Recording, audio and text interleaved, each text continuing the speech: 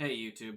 Normally we cut the breaks out of our videos so you can just enjoy all the runs, but today we showcased runs and music by the Washington Metropolitan Gamer Symphony Orchestra, and the breaks have music performed by them in them, so we've left them in today for you to enjoy. If you want to just jump straight to the runs, we do, like always, have timestamps for the starter runs in the description below, so you can click on those, jump straight ahead, no worries there. But if you do want to listen to the music, it is there for you to enjoy. And if you do want to support the WMGSO, you can go to givebutter.com/WMGSO album 2 to support and donate to their second studio album, Crystals in Time. You can also listen to their music on YouTube and other streaming services, and there is more information available at WMGSO.org. All of those links are going to be in the description below as well, so you don't have to worry about clicking on anything. We've got you covered. Just go click on them if you're interested, and enjoy the rest of the show today, everyone.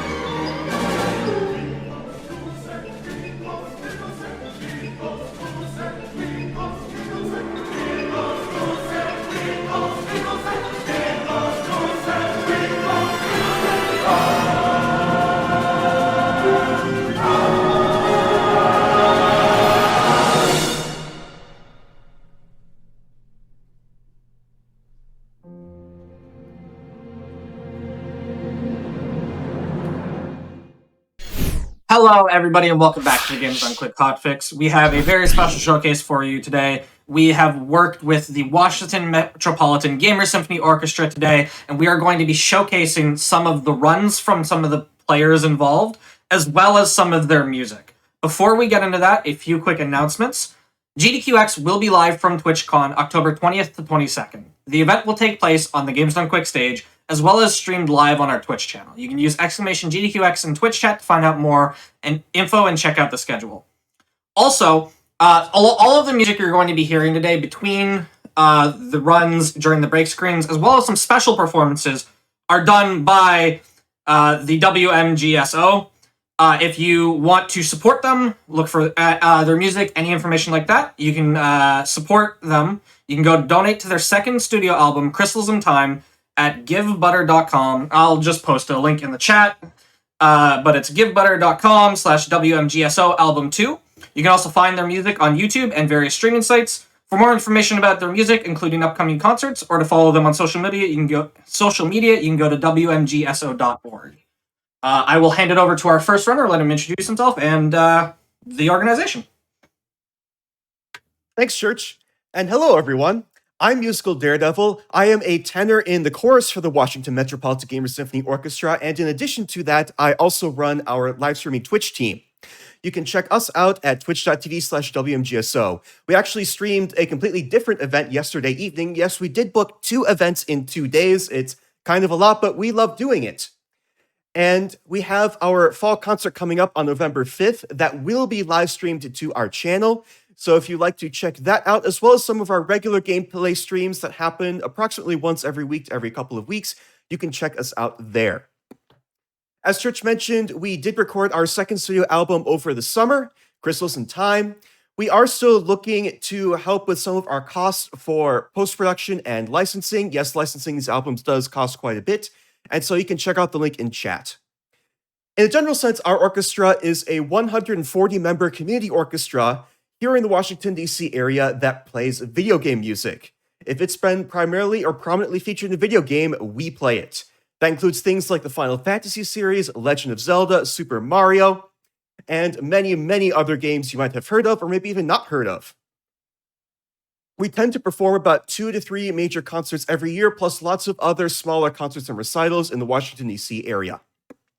If you are interested in joining yourself, we have closed our auditions for the season for performing members, but we are looking for many admin, including some members of our live streaming team. So if you're in the DC area and interested, you can head to WMGSO.org and check out many of the admin opportunities we have open. And with that, I'm going to get into the run I'm going to show off. This is the Elder Scrolls Morrowind All Main Quest. For those of you who might have played Skyrim, this is the game that is 2 games before that. I'm going to be showing off all of the plot stuff in this game as part of the All Main Quest category, as well as, of course, finishing off the game itself. And then afterwards we have any percent, which is even more. This is Godsibb. Godsibb was here on the prison boat with us. We are not going to be seeing Godsibb at all for the entire rest of the run. Godsibb is featured in a Skyrim DLC. Come with me. So time hasn't started quite yet. Time is going to start when you get full character control when this dialog box goes away. So you can start the timer in 3, 2, 1, go. And right after that, we have probably the hardest strat in the run, and it looks like I got it. That's getting around that guard there. Saves about a second, and it's kind of a nice morale boost for the beginning of the run. We also have Hatch Skip, which I did not get. That saves about half a second. I have not been getting that a whole lot recently, but oh well. So now we have character generation. I'm going to choose Redguard for my character's race, because Redguards get an ability known as Adrenaline Rush, which will be useful for a jump coming up. We are now going to head inside for the rest of character generation. Yes, we've been I do need to be at level 3 for a quest coming up near the beginning of all the main quests, and so I need to pick a custom quest in order to make sure I get my character to level 3. So I'm going to pick that, pick some speed. Speed's nice in a speed run. Pick that, and pick that. Very good. Then for my birth sign, I'll be picking the sign of the steed because the steed gives you a speed boost, which is very nice for a speed run. What would that be? And so now we have a bit of an AI exploit. See, I'm in character generation right now, so if I commit a crime like stealing, the game's like, no big deal, I'm not going to give you a bounty, I'm just going to take your items. But what I'm going to do is I'm going to take this platter and drop it on the ground, so So when the game tries to take it back from me, it can't, and I can just pick it off the ground and sell it for some gold in a little bit. In here in this barrel is a ring the game makes me pick up. We're going to be giving it to an NPC right outside after I give this guard my papers. And now I have to look for an NPC, and he is behind me in the worst position. So we give Fargo there the ring, and we're going to get some better buying and selling prices here with a rill. I'm going to sell off the platter, buy a lockpick, some scrolls, and an unlocking scroll. There are several different kinds of teleportation in Morrowind. There is intervention, which takes you to temples and forts, and mark and recall, where you can mark a spot and then teleport back there later with recall. We will be using all of those throughout the run. Right now I'm heading outside of town to a bit of an Easter egg. See, there is a mage who has invented some scrolls that like to jump really high. Unfortunately, he doesn't know how to use this correctly, so he's just going to fall to his death. There he goes. And I'm going to head to Vamo'alla. It's not raining, that is good. And we're going to talk to Narcalia of Whitehaven to buy a couple more potions of Mark and Recall, and then one of Levitation.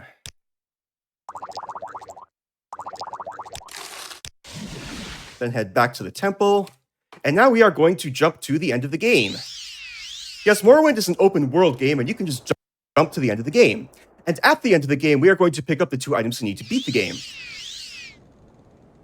The first one is located in the Dungeon of Orchestra, which we are going to be landing at momentarily. There we are.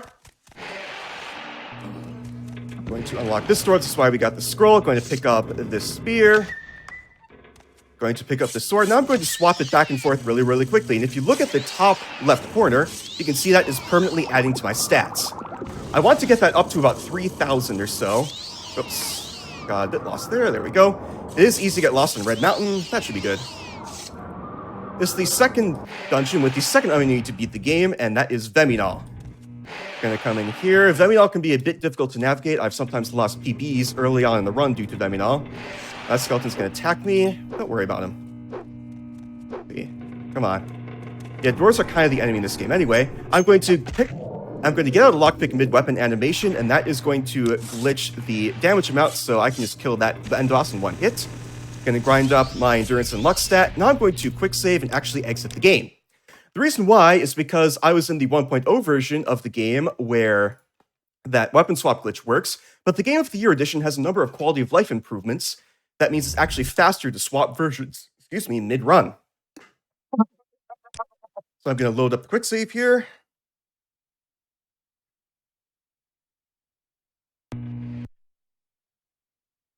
Ripping on Hotfix, kind of a fun storied tradition. Anyway, going to do a couple things here. Going to drink this potion of recall, and we are going to teleport back to Odrisal and then head to the town of Caldera, if I can remember to get out my amulet here. Okay. In Caldera, we're going to meet up with everyone's favorite merchant, Creeper. Creeper is right in here, and what we're going to do with Creeper is we're going to sell him some armor that I'm going to steal out of this crate here. As you can see, when you have 3,000 speed, physics doesn't really matter, and it's very easy to get out of bounds.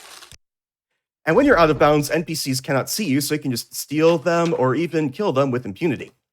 Anyway, I'm going to celebrate Jermaine a couple other items, buy an amulet of recall, a bow, and some arrows. I'm going to equip those arrows. We will be using bow and arrows throughout this entire run, mostly to kill NPCs. Now we are back at Vamo'alla, where we jumped to the end of the game from. I'm going to buy some ZV intervention from this NPC, then buy a couple other spells from this NPC, and then I'm going to make a custom spell. Not that. This custom spell has 3 effects. The first is it increases the speed of any NPC I cast it near. It increases my personality, so NPCs like me more, and that has a third effect. I cast it on myself, with a duration and magnitude of 0. This actually glitches the spell so it becomes permanent. Gonna put down some hotkeys here. Menuing while going fast is very difficult, and there's a lot of it in this game. Alright, there we go. Now we are going to head back to Seyda, where we got off the boat and did our character generation. The reason why is there is a fetch quest item in a cave right outside of town, and we're just going to go grab it right now.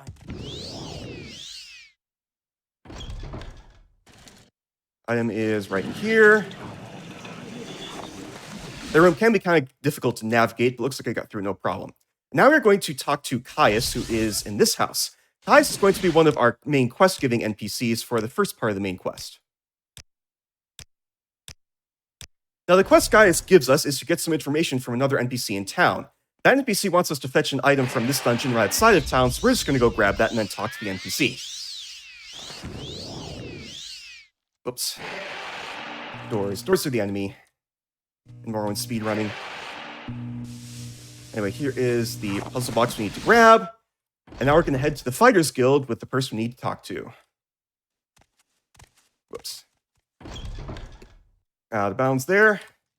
Alright, so we are going to talk to this NPC about something called the Sixth House. Then we're going to head back to Caius. I mentioned I need to be level 3 for a quest coming up. We are going to set up that level up right now by training up our Speechcraft skill. Need that to be 33. Sorry, 35. There we go. And now we are going to head to the Mages Guild. The NPC we need to talk to with the item we got outside of Seydanin is in there, and we are also going to set up a couple of other things. There's a whole bunch of fade-ins and fade-outs that got queued up all at once during the training. Here is Galberdier. We are going to sell off a couple amulets, buy a soul gem. I got Durathist. That's an RNG thing that can happen where the scroll I want to buy, Divine Intervention, is not where it's supposed to be, due to NPC's inventory being somewhat random. Anyway, that was the NPC. We got some information about something called the Nervering Cult. I will be talking about that later. Do not want to train with you on a I want to buy Levitate from you. There we go. This is a bit of a safer strat than using the amulet. And now we're going to head back to Aldruin. And in Aldruin, we're going to set up for another glitch. If you cast Follow twice on an NPC with an escort quest, it actually gets to a part of the script for that escort quest that instantly passes that quest. We're not quite sure why that part of the script is there, but we are very glad it is for speedrunning because some of those escort quests are pretty annoying. So the way I'm going to set that up is I'm going to enchant the shoes of the mage who fell from the sky with the scrolls. Now I'm going to level up to level 3.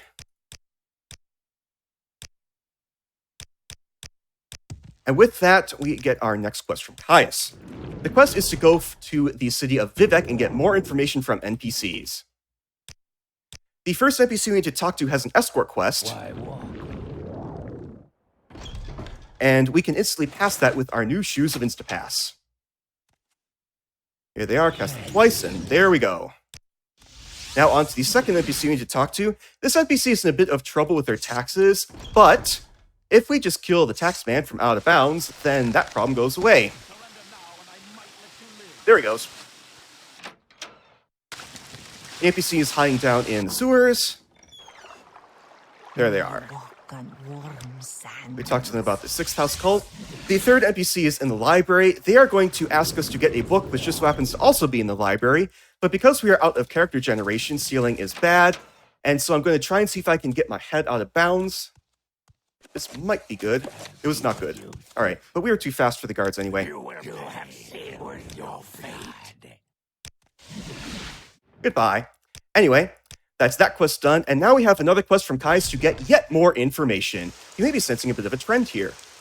This quest sends us to Aldruin, where we talk to an NPC about a group known as the Ashlanders. The Ashlanders are a set of nomadic tribes who live out in, well, the Ashlands. We specifically want to get some information about their gift-giving customs. And with that information, Kais is finally going to tell us why we got all this information. See, the Emperor believes that we may be the reincarnation of a war general from over 1,000 years ago. And if that is the case, we have a very important destiny to fulfill. Not in Seydanin, though. That happens sometimes. Like I said, menuing is annoying in this game. Okay, to Aldruin. And then to Kull. And this is on the way to the Ashlanders. Before we can talk to the Ashlanders, they're going to send us on a fetch quest. That fetch quest is in this cave right over here. It's to grab a bow that we will be using for the rest of the game. Because the bow I got from Vreek Germain, that's actually going to break fairly soon if I try to use it. So I don't want it. The bow is on the ghost here. There's a small chance I can get a disease. So hopefully that won't happen. Looks like I'm good. And now we can go talk to the Ashlanders.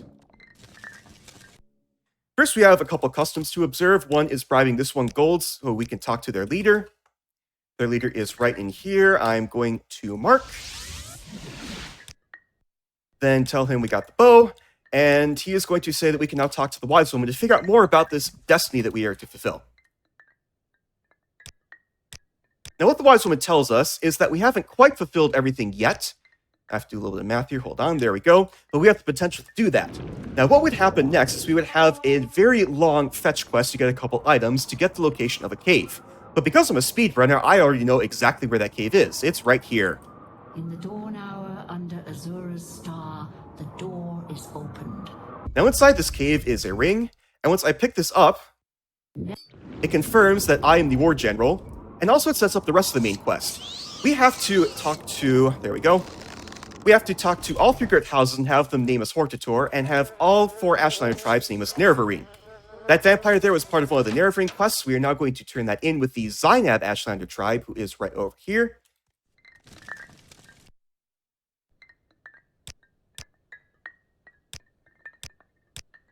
And now what he says is that, sure, we killed the vampire, but we're not quite done yet. Next, we need to find him a bride. We'll be taking care of that later. Next, we're going to take care of the Tavani Hortator quest. Now, in order to be named Hortator, you need to have every single counselor vote for you to be named Hortator. You may have noticed I just killed one. See, if you kill a counselor, then their vote actually doesn't count. And so for any counselor where their quest would take a while, or they just don't like you, if you kill them, then that makes that problem go away. This is the Ahamusa tribe. This would normally be a very annoying escort quest, but with our Shoes of Instapass, that does not become a problem. Back to the Urshulaku tribe. Because they already like me, they name me Nerevarine, no problem. Now we're going to head to Aldrune and take care of the Redron Hortator quest. Now, the way the Redron Hortator quest works is that the head of House Redron has kidnapped the son of another counselor. And so we are going to go rescue that son. And once we do that, that counselor is going to garner favor with all the other counselors except the leader. And then they will all vote for us to be named Hortator. Candles are also the enemy in Morrowind speedruns, and I've seen got stuck on one. There's a lot of candles in this place, and so you'll probably see me get stuck on more and plenty more doors. Now, this is the one escort quest we unfortunately cannot skip due to the way this one is scripted. And the pathing in here is not great. If I accidentally hover over a railing or a guard gets in the way, the game can't really path around that super well. But looks like I got fairly decent RNG there. 3 blessings to you, Outlander. I've had worse, but I've also had better. Anyway, now that the son has been rescued, that counselor has garnered favor with all the other ones, so the next thing to do is to basically talk to all the other counselors and have them confirm that they will vote for us. This is a pretty movement-heavy section of the run. Lots of moving around very, very tight spaces, and it's one of the places where I tend to lose a lot of time when I get rusty.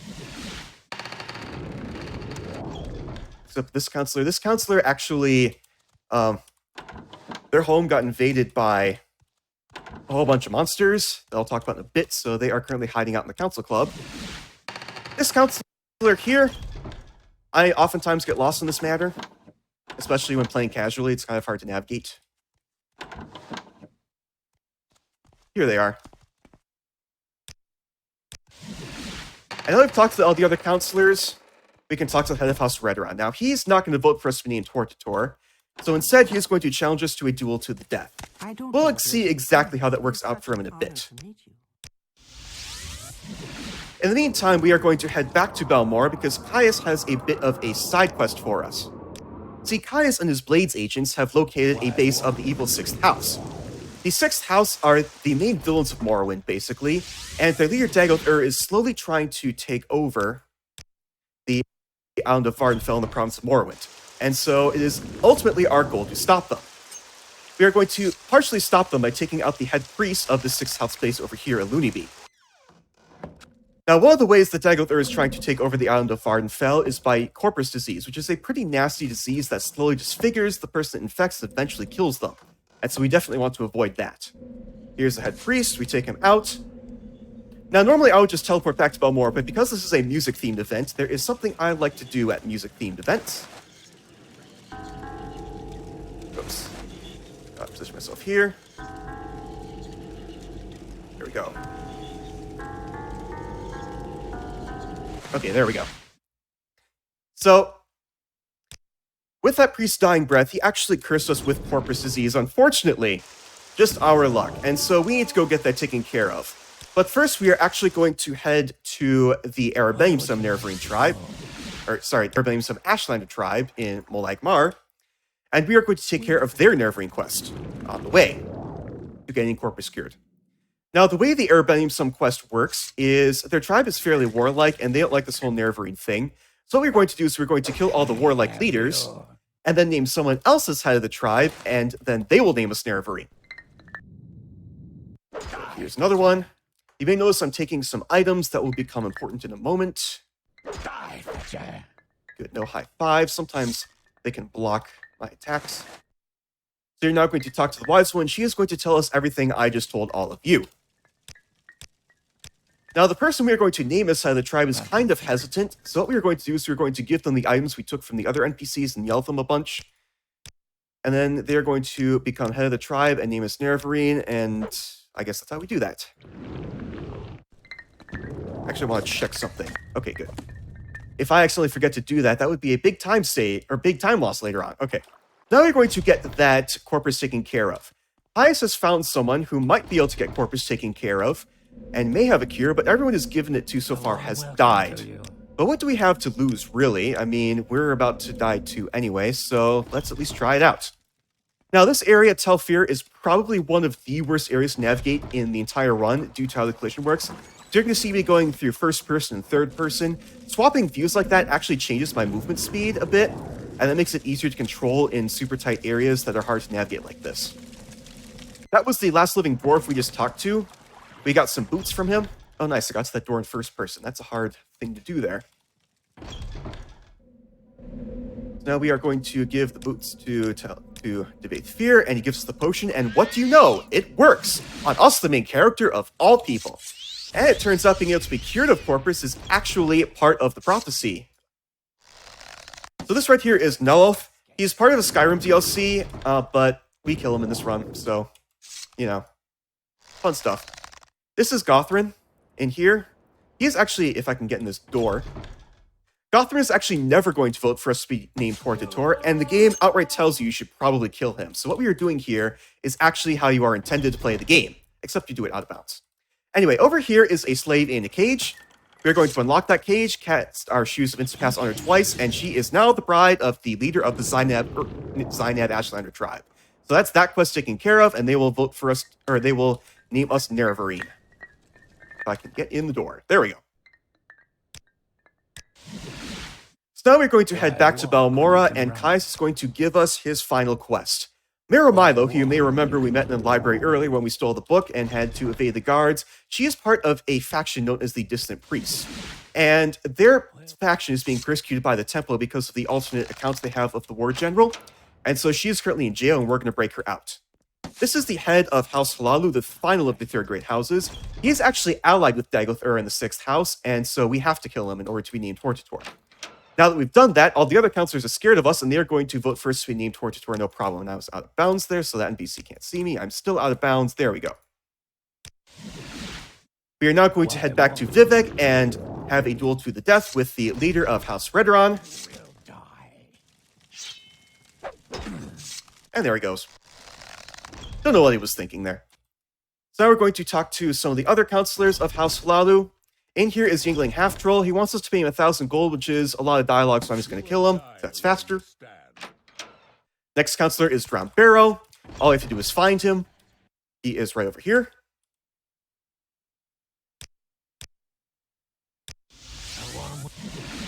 Next counselor is a bit out of the way of Vivek. Kind of easy to miss, especially if you're just starting the run or playing casually. And with that done, we can break Vamo'alla out of jail. Now, the jail in Vivek is actually a floating meteor that is being held aloft by the false god Vivek. I'm sure nothing could possibly go wrong with that big floating meteor right above the city. Vivek's got everything taken care of. Anyway, here's Vamo'alla. We're going to give her some Divine Intervention scrolls we got early on. And then we are going to head to the base of this faction of Distant Priests. But first, we're going to tell this NPC we like to go fishing. So if there's any fishing fans in chat, that's what we're doing. Have to make it a specific time of day. These are the sacred twilight hours of Azura. Then the factions in here, talk to them about the Lost Prophecies. And then that's that taken care of. Now we have a couple quests we can do in any order. First, we're going to turn in the Telvanni Hortator quest with the last living counselor of House Telvanni. Hopefully. You may have seen me stop a bit when I was killing some NPCs. That's because if they don't complete their death animation, then they don't count as dead, and that's going to be a pretty major time loss. So hopefully that did not happen. Looks like I'm good. So now we can turn in Redron Hortator. You may recall that we killed the former head of House Redron in a duel to the death. The new head of House Redron is the counselor whose son we saved, so he will name us Hortator no problem. There is someone watching me, I can tell. We make a special. And now we have the final of the three great houses, House Lalu. The new head of House Lalu is a rather interesting character named Crassius Curio. And if you've seen us play in Skyrim, you might know he's a bit of an interesting playwright. But anyway, we have now been named Nerevarine by all four Ashlander tribes and Hortator by all three great houses, and so we can talk to the false god Vivek, who is going to give us the final quest to go defeat Dagoth-Ur in the 6th house. Whoops. Slipped out of bounds there wrong. After talking to Vivek, we have now completed all of the requirements of all main quests. And so we can now head back to Red Mountain, where we were at the very beginning of the run, and then we can defeat Dagoth-Ur and end the run. Good, the game did not crash there. It does do that sometimes. Has a tendency of doing that during marathons too. Let's see, there it is. Oops. And look up here. I'm going to mark in this room so I can recall back here fairly soon. Time will be as soon as I recall back to that room. The way to defeat Dagoth-Ur is with this heart in the center here. 1, 2, 3, 4, 5. And time.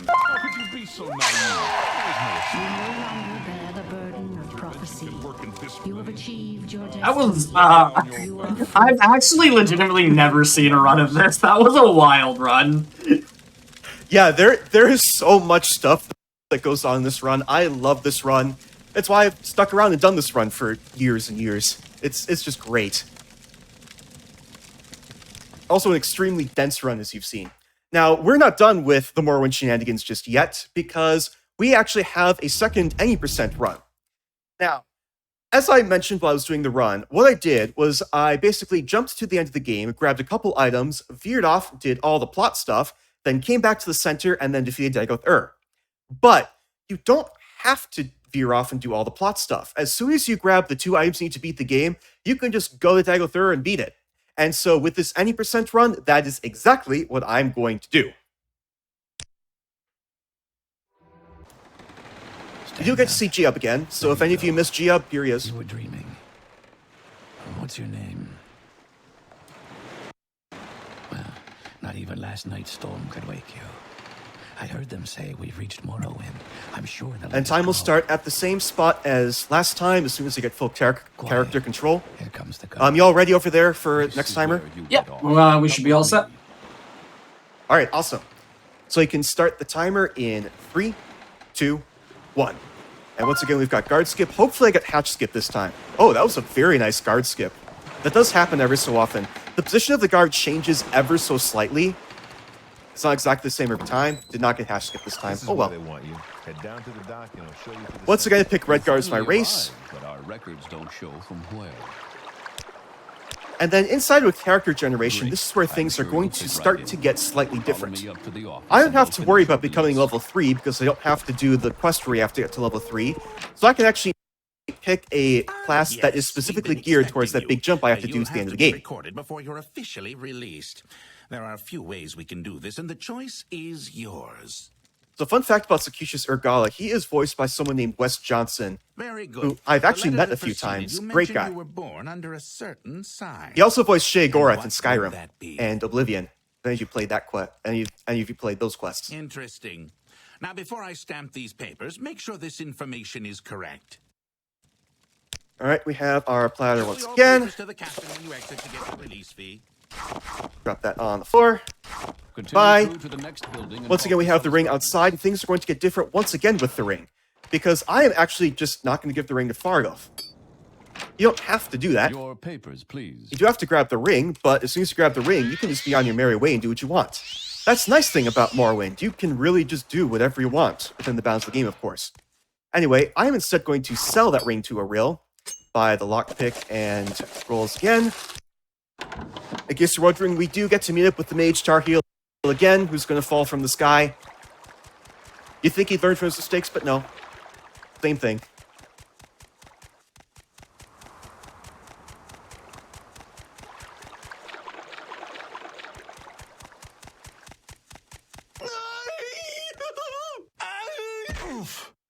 Grab those, and now we actually don't need to go to Narkai of Whitehaven at all. We can just jump from right here now. Now, I do have some additional things in my inventory from last time, because there are certain things I didn't do, like give the ring to Fargoth. And so it is fairly easy to get a bit confused, and I almost got confused during a couple of my practice runs. But it looks like I made it there. We are good to go. Gonna grab the spear once again. Grab Keening, do need that to complete the game. And now I'm going to get to Vamo'alla a slightly different way. I'm going to get myself into this corner here, and I'm just going to parkour around Red Mountain. Whoops, almost left the ghost fence there. That could have been bad. Okay. Here's Vamo'alla. You can just parkour here. You don't have to go across the center of the map. I could have done that in all main quests, but I wanted to save that parkour for this 90% run, just because it's so amazing. Alright, gonna kill Dagon Femin with a lockpick again by swapping mid-animation. And now I am actually going to head back to Aldrun instead of grinding up again. And in Aldrun, I'm actually going to fly back to the center of the map, because it's actually faster to teleport out of Vamo'alla and go to Aldrun than try and get out of Vamo'alla. Vamo'alla, like I said, not a great dungeon to navigate. There we go. Whoops. Trouble second time. Now, it is going to be slightly longer to get back here because I don't have Mark and Recall. But time will be once again when I lose character control at that spot. Gotta get out of bounds here this way. And time. That was a lot and shorter. yes, in case you're wondering, that is 3 audio files playing at the same time. That's what happens when you go fast to the end of the game. Anyway, I did interrupt you there, Church. That was a lot faster. Yeah.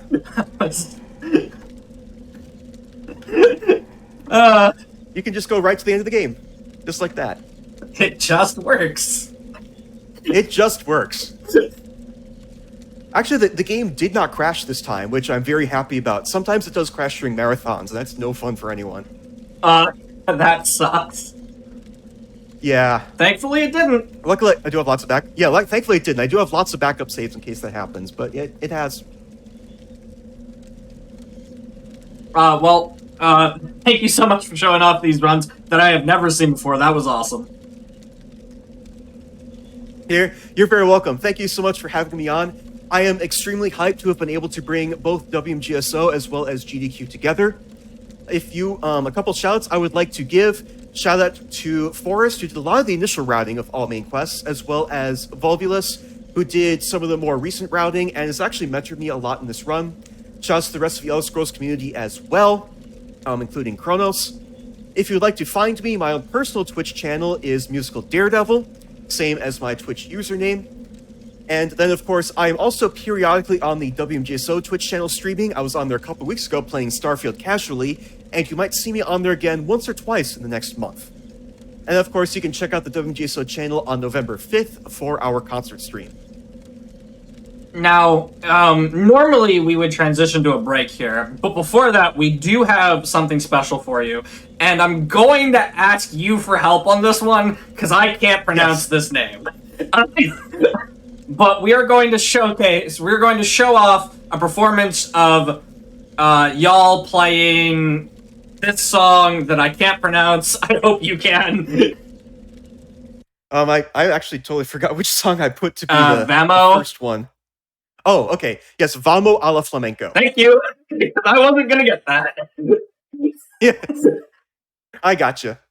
All right, so we are going to watch a performance of that Then we will go to a quick break, and we will be back with Huntdown 100%. Enjoy, everybody.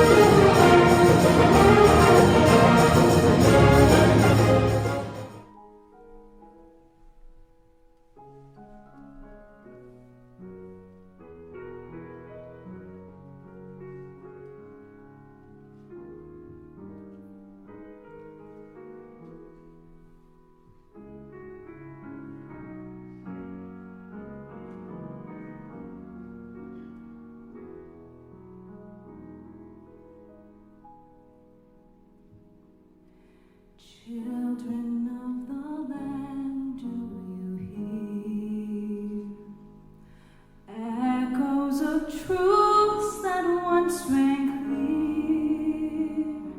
Two souls intact, one true love they did find, bringing land and heavens near.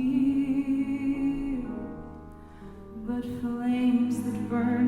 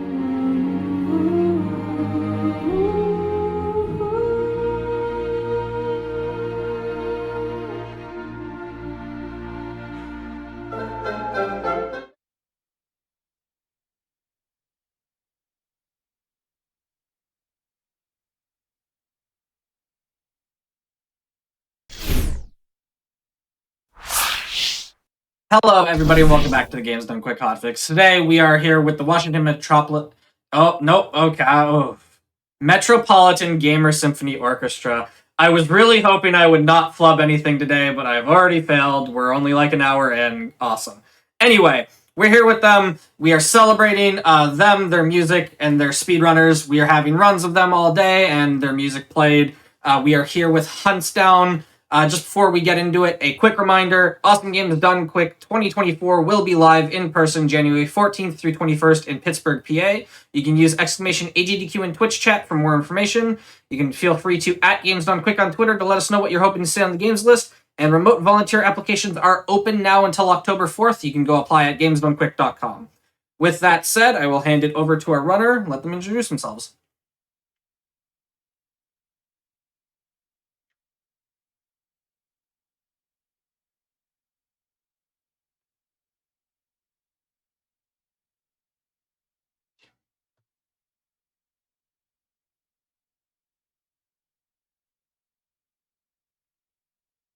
I'm mute.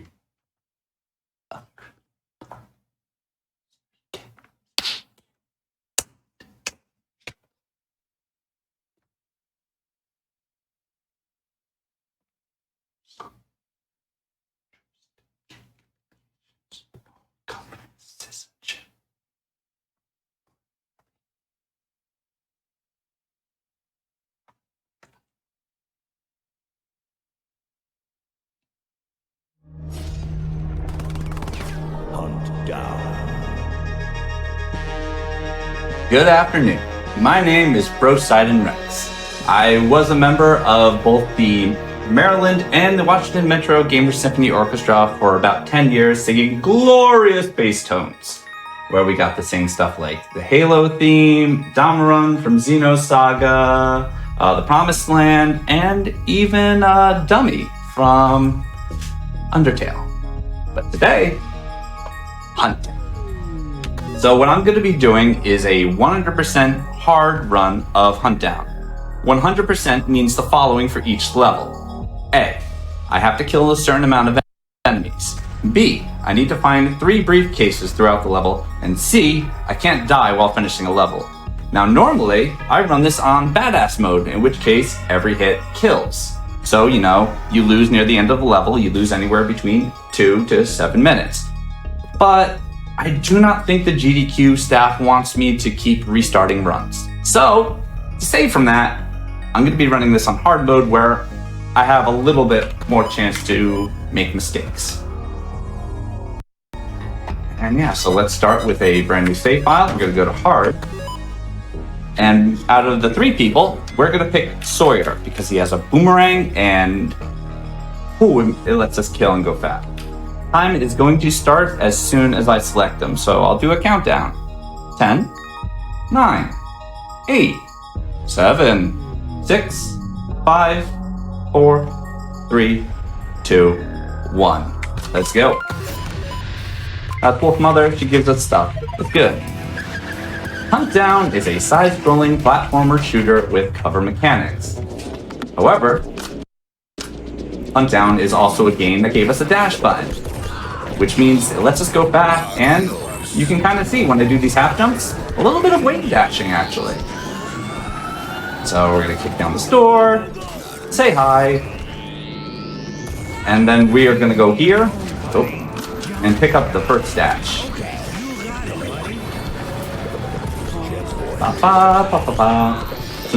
So this section is where the game is trying to teach us formally about the use of cover mechanics by dodging into those garages. However, neat thing about the dashes, gives us bullet invincibility, if I do it right. Come here. Alright. So in here, we're going to try to go a little bit faster so some enemy bullets do not spawn.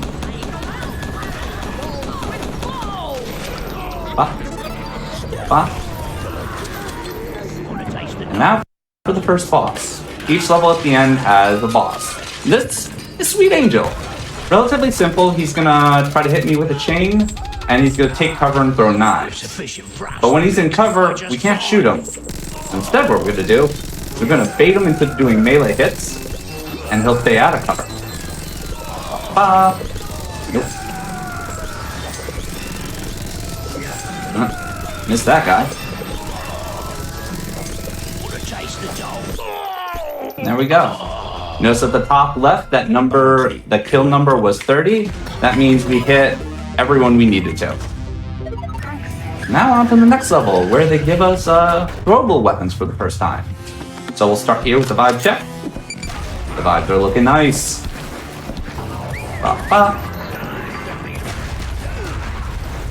And now to introduce the stash runner. We need to chase him down and kill him to get the briefcase. So shoot, throw, throw. Oh, that was a missed throw.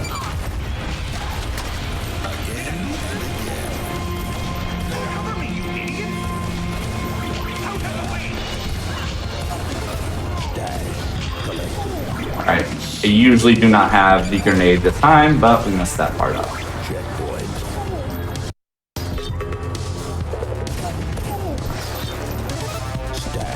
We also have melee weapons, which are pretty nice because they hit in a wide range around us, including behind us a little bit. So watch. So right here, that one person behind, we still get them.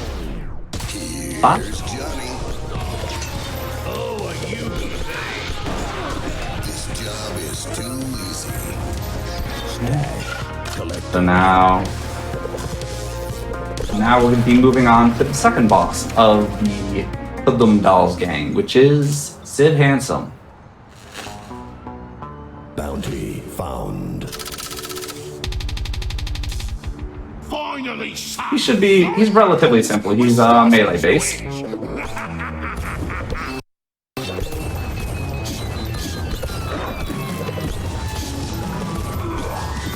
Oh man, that's actually really surprising.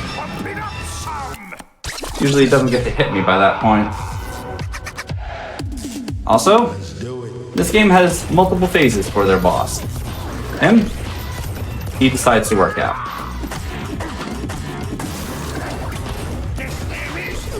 And there we go.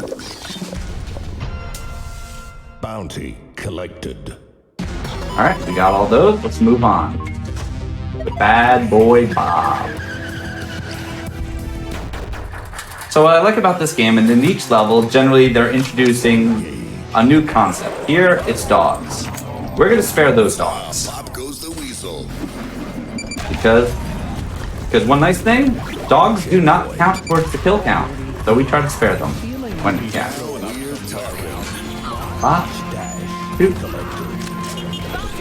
And now in this upcoming section, there could be people in cover. We're gonna try to hit, darn it, we got a burning animation. So one thing about the way this game keeps track of kills is it waits for certain animations to be done.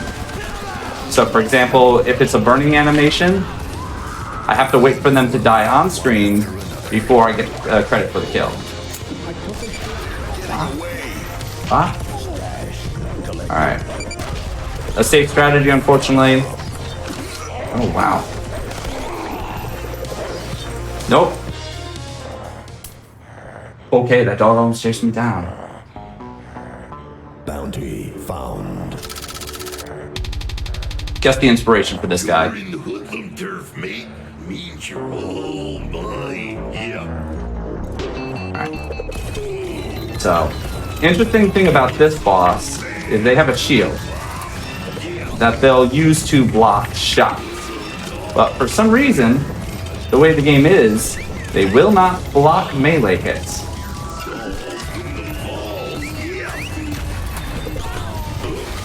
Oh wow.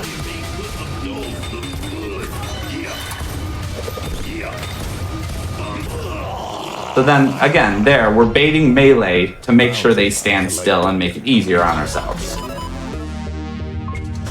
Alright, next up, Psychonaut. We had a little bit of fire in the previous level, but this level, it's all fire, baby.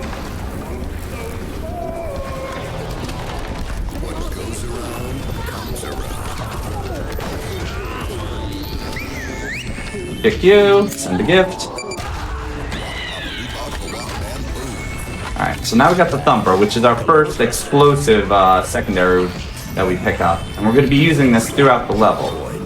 Starting here with what is supposed to be somewhat of a difficult encounter. But, as you see, Humpers make everything easier. We get a better version of the grenade launcher later in the game, but this is the first gang. They can't afford the really good equipment.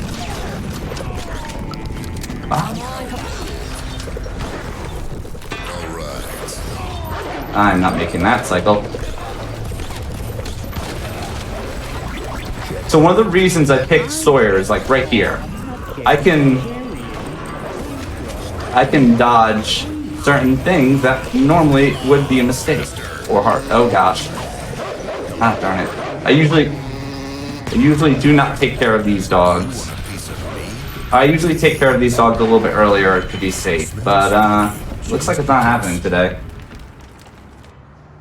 Well, now it truly is a badass run because I'm on this boss with 1 pixel of health. I am the god of hellfire, and I bring Never mind. So her whole gimmick is she's gonna try to jump to whatever level you're at and try to burn you. We're gonna try to bring her all the way to the right so she doesn't follow us. Takes care of them because friendly fire. Wait a little bit more so we can pick up the sub gun.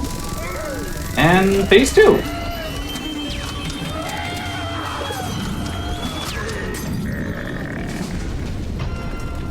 bounty collected. And that's Psychonaut. And now for the main leader of the Hoodlum Doll, Troy Lawman. And yes, those first kills introducing to the level, those count. Melee. So what I really liked about running Huntdown is I end up having to use all of the mechanics. Like when I ran through this game first, I was mostly just sticking to guns and playing it safe. But when you're speedrunning, you get to use a lot more fun stuff.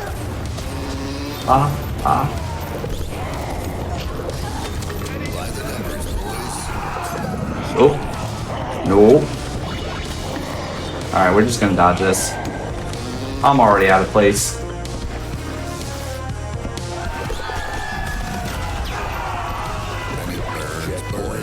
And we're gonna...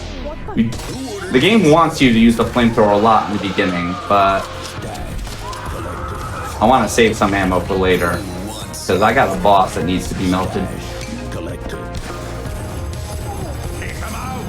If we kill the right amount, we're at 56. So right now, we are not at the minimum amount of enemies we need, but the boss will summon some. But before we actually fight, if anyone has any water or anything to drink in at home, hydration check. Hydration is incredibly important, so I don't disagree. Okay, I'm coming quietly now, sir. We are using the flamethrower and the Molotovs here because we're just gonna melt him.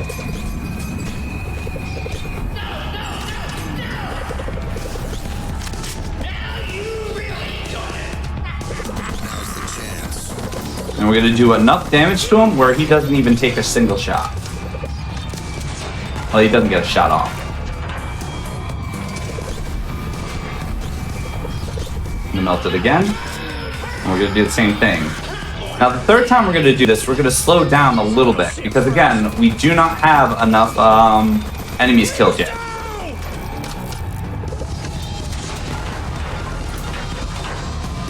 So, wait a little bit for the boomerang to come back. That should be enough.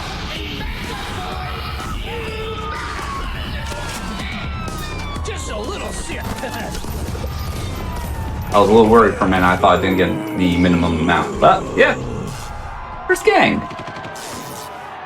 Area complete. Alright, and that's all the Hoodlum dolls. Now on to the second gang, which point we get access to a little bit more powerful weaponry.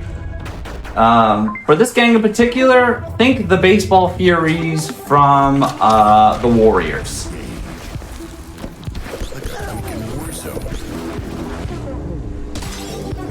So, for example, the double barrel shotgun. Good for making gibbs.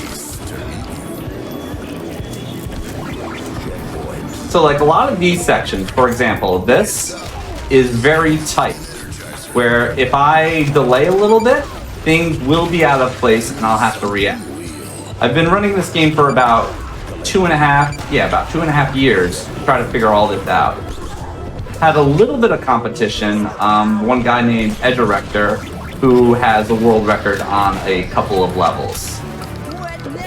Because the badass category generally isn't run that much. Alright. So now we're gonna take advantage of a little glitch, in which case we're gonna try to hit the boss a little early. If I get it right, and it's pretty easy, you should see his health bar go from gray to orange. So, jump, throw. Alright, we got it. So normally this is a two-phase boss. However, for some reason, if you're able to hit him with the boomerang, and it seems like only the boomerang, you can't throw grenades, he doesn't get a second phase, he just dies. Bounty collected. Very, very nice little skip. Alright. Now this level is a painful level for me at times, because this is one of the few levels where at one point you are just locked in a small arena and you have to fight everyone. I'm gonna go visit Secret, which is a Running Man reference, just so we get access to the laser weapon. And things are not going according to plan.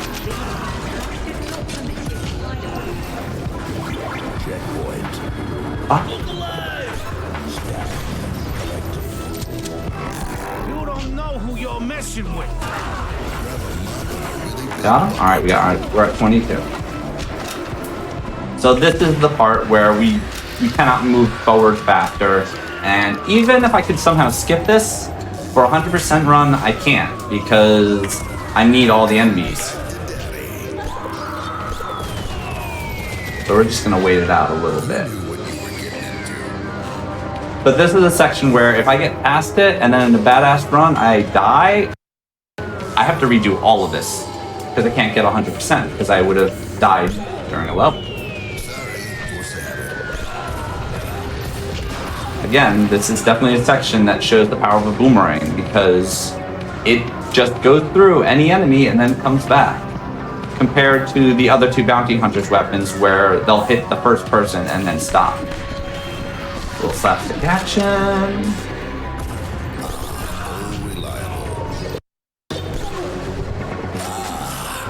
And the spawning of all these enemies is not random. They always appear at the same doors in the same ways, and that's how it's planned out.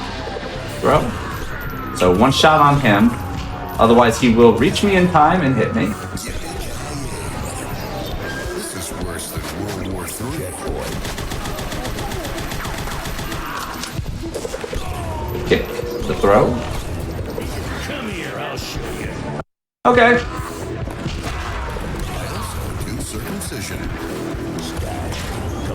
Wow. Well, we missed that guy, but it's fine. We just want to be at 75 before we get to Nadja. This boss will try to avoid being on your same level until she's in range to hit you with a hockey stick. You found me. Didn't know you were such a fan.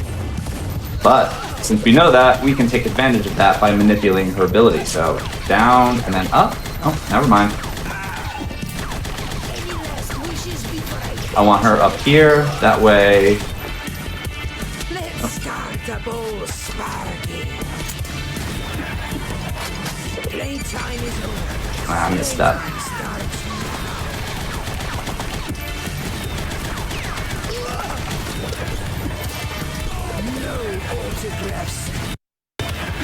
Also, interesting thing to note is that if you hit her with a hockey stick, she gets stun locked for a little bit. That might have looked impressive, but I really should have been using the sub gun to finish that much quicker than usual. But during a full game run, you just adapt. Anyways, on to the next boss. We have the concept of water.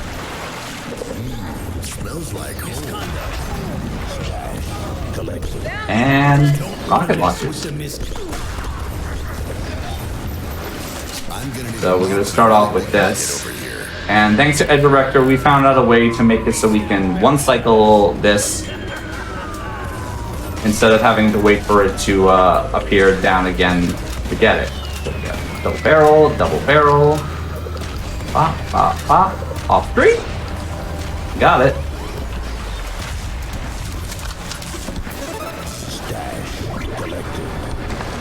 We also have mines.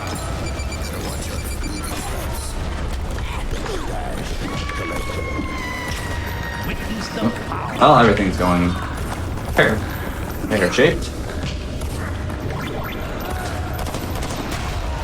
At least you went out with a bang. Yeah, we have enough. Alright. This boss is the most Metal Slug-like boss in the game. Also one of the most RNG. Unlike all the other bosses, I can plan out where they're gonna be. This boss, who knows? Okay, he's over there. Fire in the hole. Grenade. Alright, where are you going?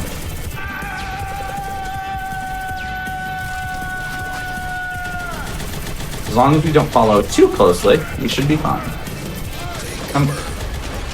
That is a very odd place for him to be.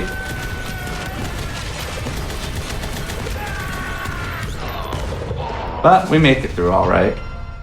Bounty collected. You never know where he's gonna run, and you're just gonna have to adapt to wherever he's gonna be. Game decided to eat one of my inputs. It does that sometimes.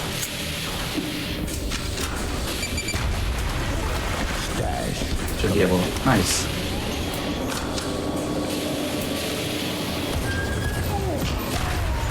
Here we go.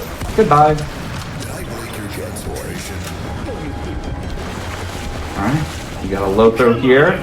Kill him while he's still in midair.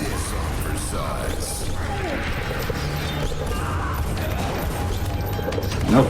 I want that kill.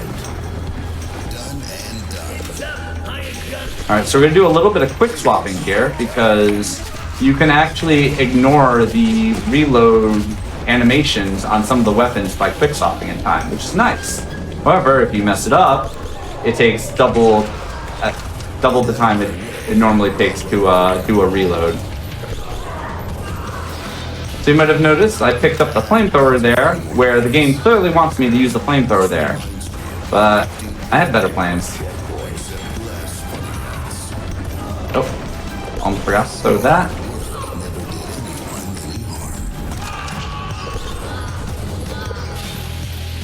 Okay. A low throw.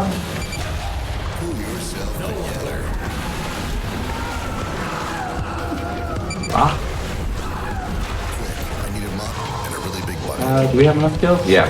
We want to have 65 before we enter the boss of Petty Taxman. Bounty found. So the reason I bring the flamethrower to this is he's going to summon a bunch of turrets, and the flamethrower just absolutely eats through them. But first, boomerang.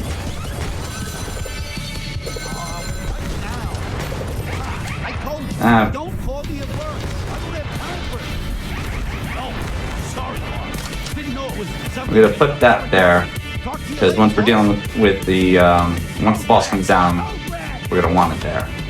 So, boomerang, shoot, boomerang, shoot, shoot, shoot. So the hockey stick and the double barrel, just in case.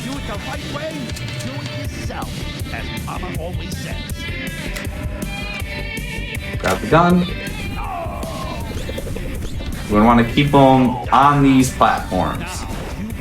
Because if he jumps down, we can't shoot him. 1, 2, 3, 4. That was a pretty good Teddy. Bounty collected. Only, yeah, about 4 centuries, so that was a good Teddy. Then finally, last member of the Misconducts, Unholy Goalie. And one of my favorite sections. If I do this right, I should be running forward and using the boomerang the entire time. Ba, ba. Ba, ba, ba, ba. Do we get him? Nah.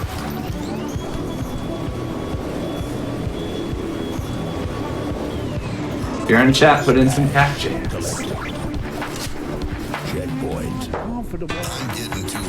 Again, you're using heavy weaponry to just get rid of the stash runner as quickly as possible. Because the thing about the stash runners is that if you don't get them in time, they'll reach a car or something to take them away. So we want to deal with that. All right, throw that boomerang to hit the guy. Have the boomerang there to make sure we can we have knockback on the armored guy.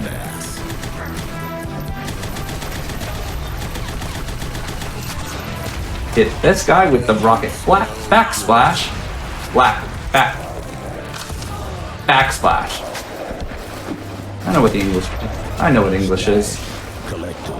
And about a good time to take a hydration break because unskippable elevator. Well, then I think now would be a good time for me to remind everybody. If you want to support the Washington Metropolitan Gamer Symphony Orchestra, you can donate to their second studio album, Crystals in Time, at givebutter.com. I'm gonna use the command in chat so that you can click that and I don't have to say it. As well, you can find their music on YouTube, various streaming sites. For any more information, including their upcoming concerts, or to follow them on social media, you can check out wmgso.com. Perfectly timed. Nope, I screwed up that section.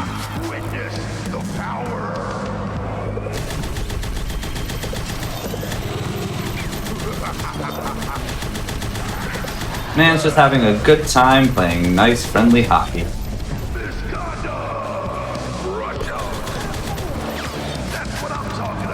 And for YouTube later on, it's going to be in the description, all of these links for you. Thank you. Actually, sometime next week, I should be uploading a recent world record I got on Badass. Which is very awesome. surprising. I achieved it on Thursday. I finally got the under an hour run on Badass with only 3 deaths.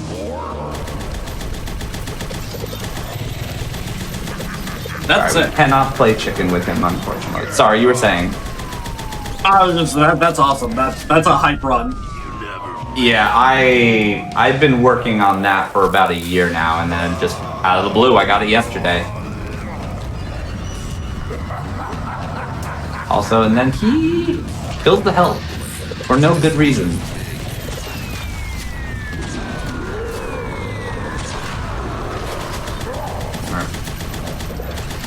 One worry about here is sometimes I'll accidentally pick up the sub gun that one enemy he team killed drops. There we go. Area complete. And we are done with the misconduct. Now on to the Heat Seekers, where we start getting the bigger weaponry. And of course, Dean Dan.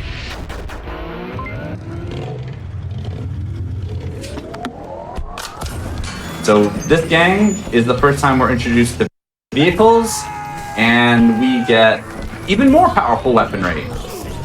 Because if you thought I was melting bosses before, I am about to do some damage. So for example, right here, remote charges. The idea is you place them, you wait for something to run into it, and then you set it off. However, we can be aggressive, and we can keep running forward and mess up the timing. We can do that.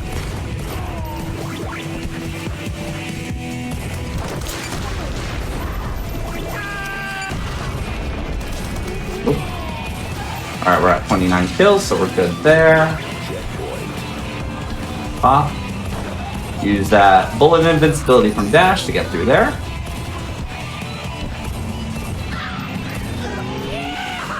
Ah, oh, darn it. I screwed up the remote charge placement, so we're gonna have to deal with them. If I do that section right, I get to do a quadruple kill. So we're just gonna take care of him slowly. And move on to Dean.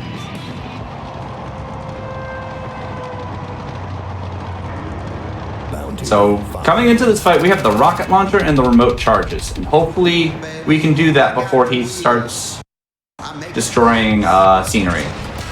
Alright. And every once in a while, it's weird. The rocket will just go through the level. Or go through him. Ah.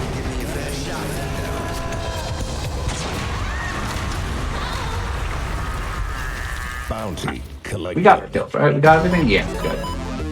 Alright, Sookie. Here we are introduced to sniper rifles, cluster bombs, and people with jetpacks. They can be an issue because their whole gimmick, as you'll probably see, is they spin out and they try to seek you out and run into you. Ah, messed up my movement a little bit there.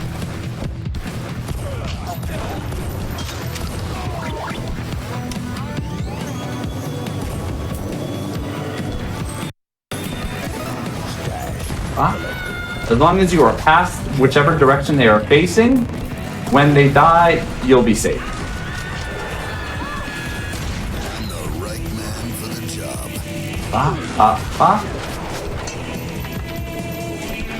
If anyone ever says melee is useless in this game, just show them this. These jetpacks are getting on my nerves.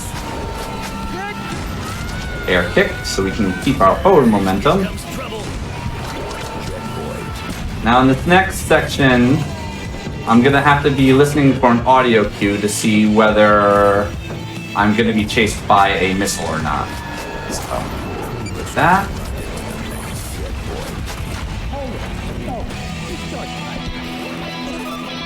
Okay, I think we're good. Alright, no missiles, good. 1, 2, gibbity boo.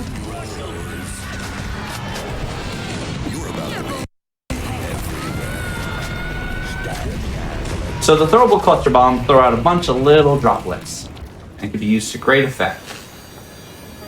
Turns out you can delete bosses with them very quickly, and hopefully I'm going to show you. But before I do that, I have to get my 3 kills. So 1, 2. Do a little bit of quick weapon swapping. Nope. Alright, we got him. Playing it a little bit risky. But we make it through alright. Bounty collected. Alright. Now to the Overseer.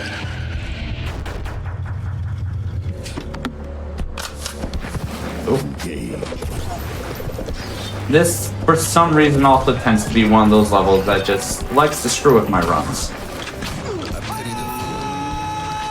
Alright, throw. And we get a minigun. Ah.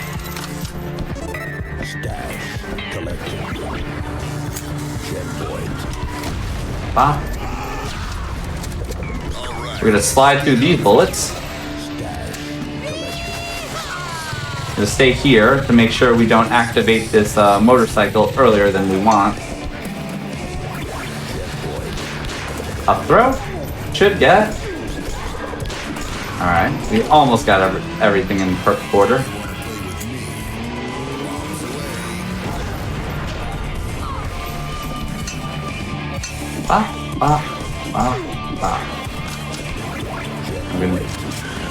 So, neat thing actually, and I found out about this about a year ago, but there's actually a secret area. If you jump down here, you get all these cluster bombs.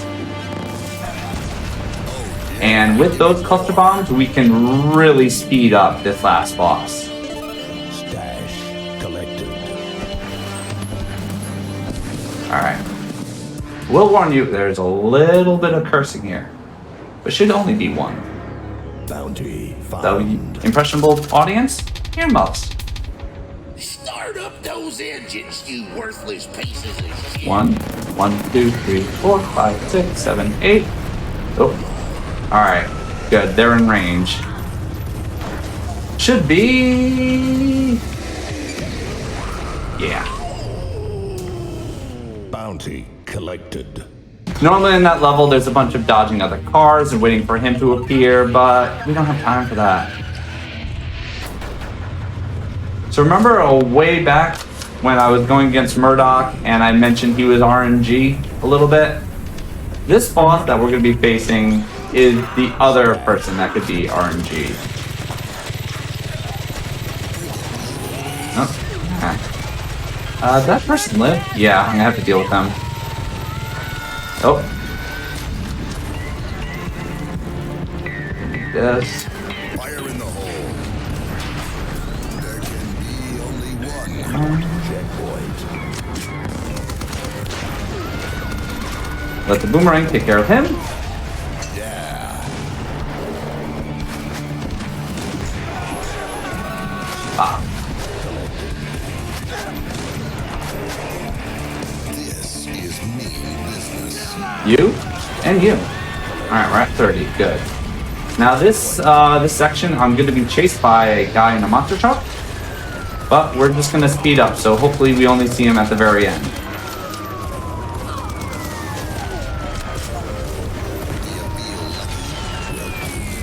Okay. I screwed up my timing. Normally, if I do this right, the fire will spawn in a way that I can just keep moving forward.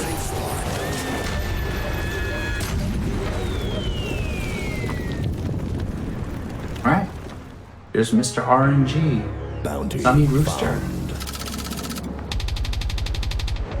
Look what you did! You destroyed my guitar! So throw a remote charge, get some shots in, and now we're gonna watch the lava ball patterns. I should be safe. Okay. Oh my gosh, that was a big jump. If you're dodging around this guy though, beware that guitar. It has much more reach than you think it does. Also, he has a third phase, where he gets a little bit stretchy. You're gonna bait him out so he doesn't move around too much. And there's Sunny Rooster. Bounty collected. We have them all? Yeah, we got all of them. Now we get to move on to Ringo Will Break. Bum, bum, bum. Ah. Early shot to... Alright, we hit that jetpacker.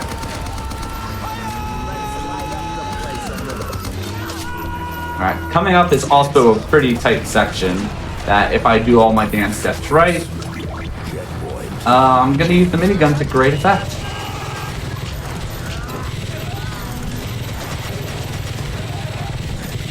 Alright.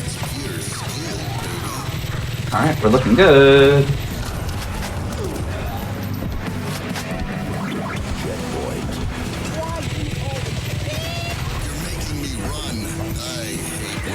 Get the hell out of... We'll never know where he's going.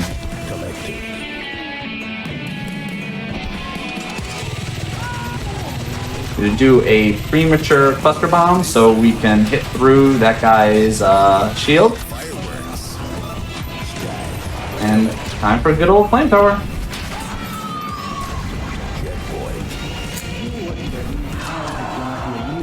We don't have to worry too much about people burning to death here, taking up too much time, because that section just, you can see within that section.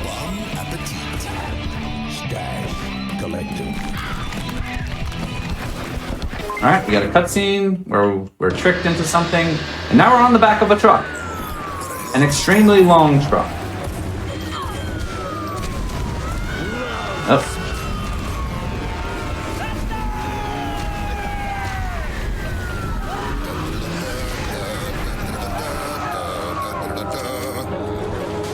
Alright, we're at 73. Good. I always forget if that's a quadruple kill or a triple kill I get there. Let's set everything up. Vortex are a real pain in the ass. Jeff, bring out the Vortex cannon, will ya? So we brought both the portable howitzer and we have plenty of missile launcher ammo. So we're going to try to take care of this first part as quick as we can. Because the gimmick behind this boss is that if you just try to take this part down with just your default weapon, it takes a very long time. But they give us access to all these pretty weapons. But if you go back to those, you get shot by missiles. Also, if you're having difficulty knowing where the cars are gonna fall, just look for the tire path. The tire path, the path of the tires will tell you what the arcs are gonna be. So, right there. I forgot to throw down a remote charge.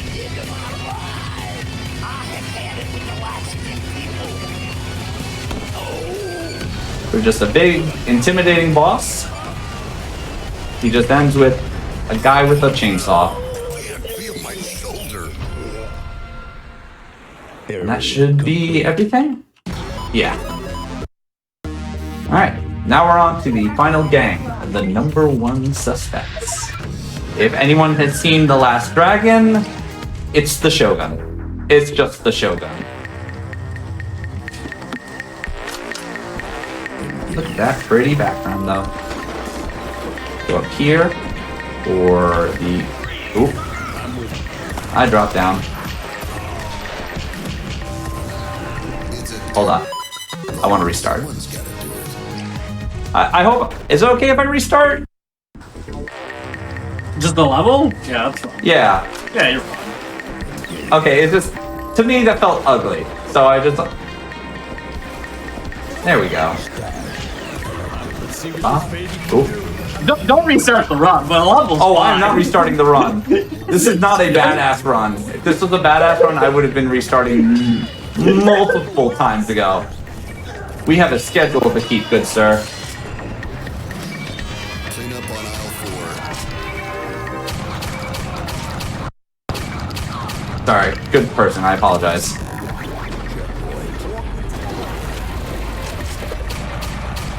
Alright, there we go. Oh, we got a nice lucky spawn on that stash. And we took care of the stash runner before they became an issue.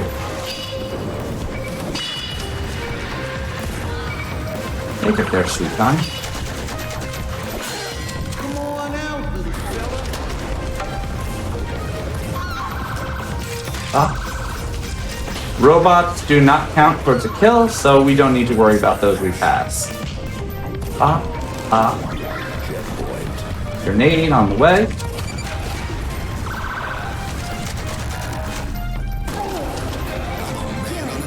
We go back for this person not only for the kill, but for laser ammo. Because this boss is actually 2. Who are normally jumping around, slicing and dicing. However, in the very beginning, they're both on the same level. And charge shot hits everything. So 1, 2, 1 down. Gonna set up some turrets.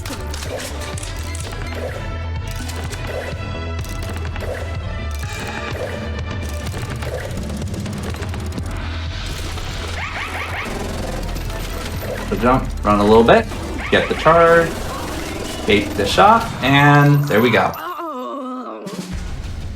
Before more spinning wooden dummies of death come out. Alright, time for Marlowe.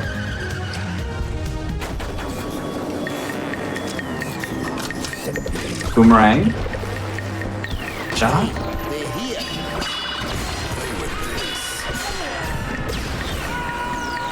Okay.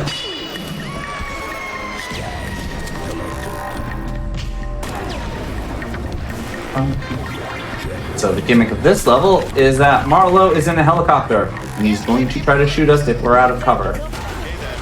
But we're just going to move too fast that shouldn't be an issue.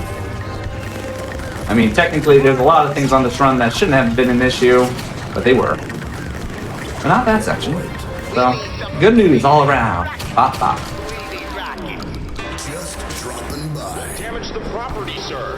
Just silly. I'm gonna... We lose a little bit of time by going for those Molotovs, but we're gonna make use of them later in the fight. That should be the last dash. Yep, there we go. I was like, it's taken a while to say the thing. Alright.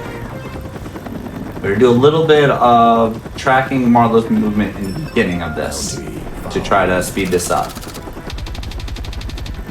If pain is money, you're about to become the richest. Shoot, shoot, shoot. Wait, shoot, shoot, shoot. Nice. 1, 2, 3, 4. I think that's one of the only times in this game I actually make use of background cover.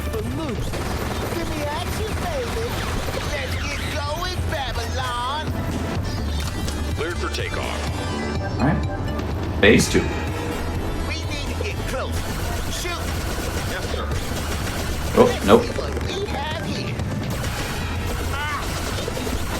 Another interesting thing about the laser weapon, as long as you have 1 ammo, you can do a full charge shot. You don't need to have the 10 ammo you normally do.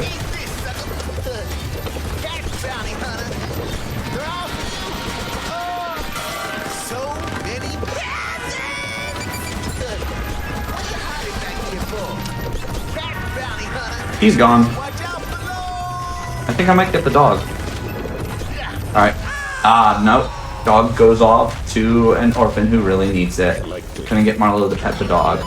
Because sometimes the dog will land right near the edge of the column, the platform, and then Marlowe's hand will be just right there to pet the dog. But we did it too quick that time, so I apologize. This level? Ninjas! Who can dodge bullets, but they seem to respect melee. That's a nice thing for us.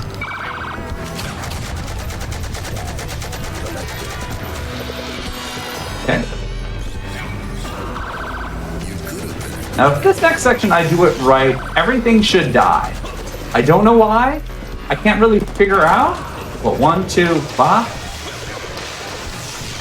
Everything worked. I have tried labbing that section for just that section alone for more than 5 hours. And just throwing them that way, it works. So just like the subway section back in the misconducts, we have another part where we just have to wait for killing. It's a killing arena. But we get what I consider the best weapon in the game, the Monokatana. Because unlike every other weapon in the game, high damage, melee, and it does not run out of ammo. For the rest of the run, is a good, it's a good thing to say that if I find the Monokatana, I'm going to be using the Monokatana for the rest of that level. This is strength. And 1 person here. Ah, it's still a little early.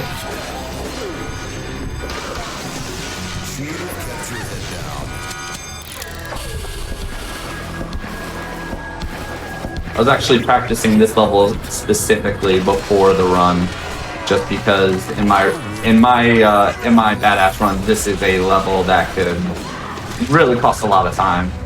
I've definitely had runs where I've gotten no deaths, and then this level I just get worked over. Ah, that was bad dash. All right, if I do this right, let's see, audio cue. You should put some pressure on that. Alright. Sometimes that mechanized samurai sends out drone bombs, and for some reason, sometimes they'll follow you into the boss fight. So I usually wait, I listen to see for the audio cue that indicates that they are sending out a drone. 1, 2, 3, 4, 5, 6. And then if we dodge, once the foot is out,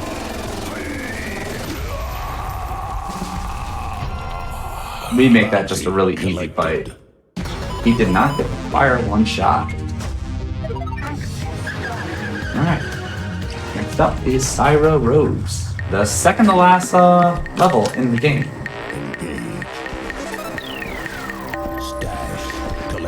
Hope you all enjoyed Monokatana, because we got a Monokatana. Room service. Fuck.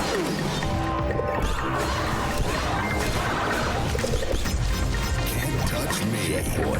Another staff runner, but the better grenade launcher.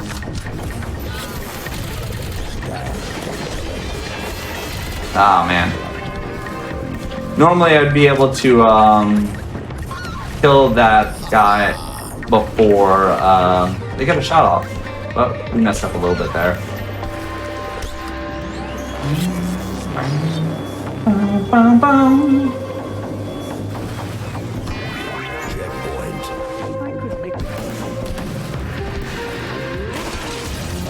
Alright. Get a kill on that person while they're off screen. Ooh, we got the triple there. That speeds things up just a little bit, like half a second. Because we do not need to wait for one of the guys to come over to get sliced. Gift for you. Oh, I threw that the wrong way.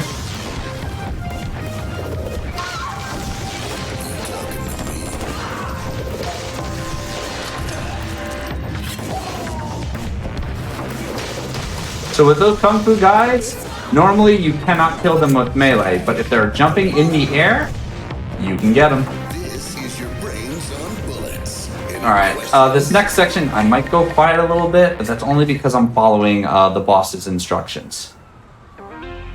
Bounty found. If you breathe again, it'll be No breathing, got it. She's got a damn home pretender.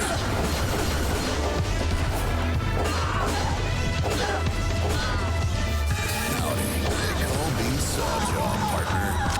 Are you warmed up yet? I saved a cold-blooded surprise for you, honey. Guess you rolled the snake eyes tonight, bounty hunter. Don't be afraid. She just wants to say hello. Nah, I couldn't do it. Sorry. Be my guest. Let's get on with the show, shall we?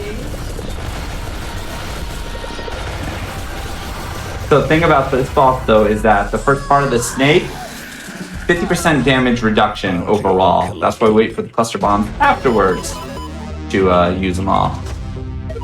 And finally, the last level, the Shogun himself. Ba-da-ba-ba-ba-ba. So this is the longest level in the game. It can be one of the most difficult at times. It took me a while to get the world record on it, but I did get it. Because it starts off, storming the building. You get a grenade, you get a grenade. Go back for the asteroid destroyer, which is basically just the minigun, except futuristic. Jump up to open those elevator doors.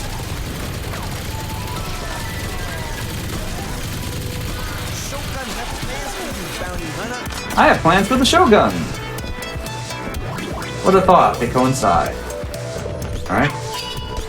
Drop the grenade. I specifically turned that direction to drop the grenade launcher so I can grab it in just a little bit.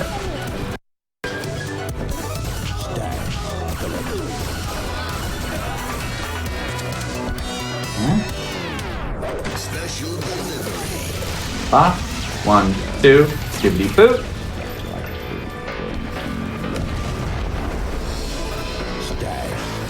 And from downtown. I call that a professional courtesy. Alright, and now it's time to meet the Shogun.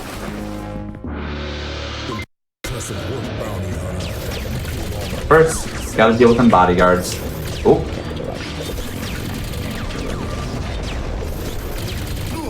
Yeah, that was a little sloppy. I apologize.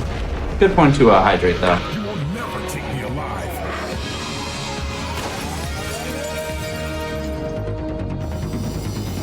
It's nice that this game has so many hydration breaks. It is really nice. I mean, for trying to get sub 1 hour, difficult.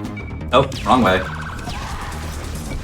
eat shits like you. But like, keeping track of your health and everything? Ooh. nice. Ba, ba, ba, ba. A little bit of a team kill there. Dude, I need this.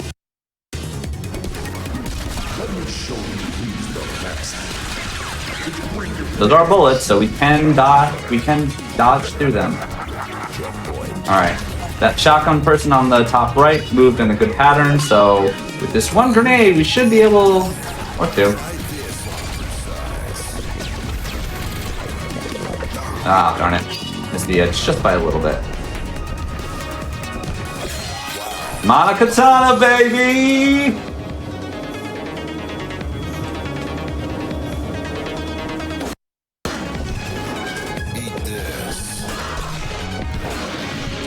Turret, we're gonna make good use of that on the boss. And on that one box near the ninja, I specifically jump up there because otherwise the ninja might start throwing things at me or attacking me. Alright, now for a little bit of a monologue. Well, dialogue, but hydration.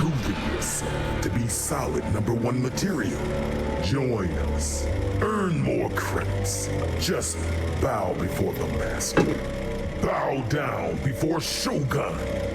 You think I'm in it just for cash? I enjoy the hunt much more than the good life after collecting your head. Any last wishes? I'll teach you about the #1 master. So, quick question. Who do you think would win? Guy, the head of a large crime organization equipped with a giant mechanized samurai? Or just one little guy with a sword? Just a little guy, just a little sword. I mean, I've watched enough cartoons to know it's the, it's the second one. Oh gosh. I never realized he actually takes off 2 health. I do not think I'll get the skip. Because if you do enough damage to him, he does not have time to summon more drones. Oh. See if you can dance, my team.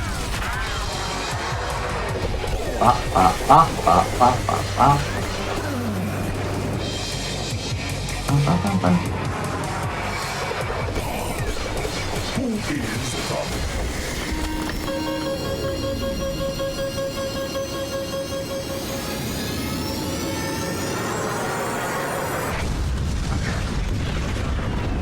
So this is the final phase of the fight, and when it gets close to it, I'll say what is the indicator for when the fight is over, or when we hit time.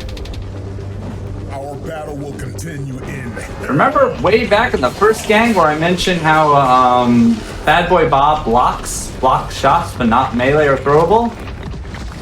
Because the Shogun follows the same rules. And that's one of the main reasons I bring the Monokatana to this fight. Oh, I screwed up a little bit. Okay.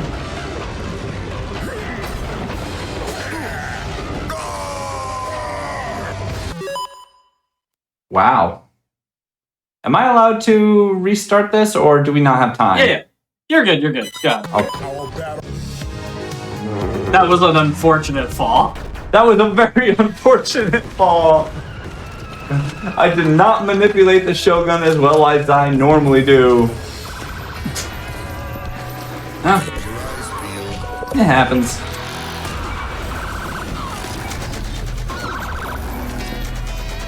My gosh. I'm just glad that did not happen on Thursday. If I had gotten through the whole game just to die there, ooh, that is 6 minutes lost.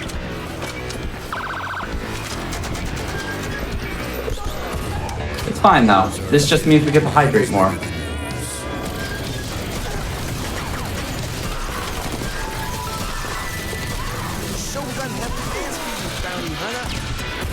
Oh. Get point.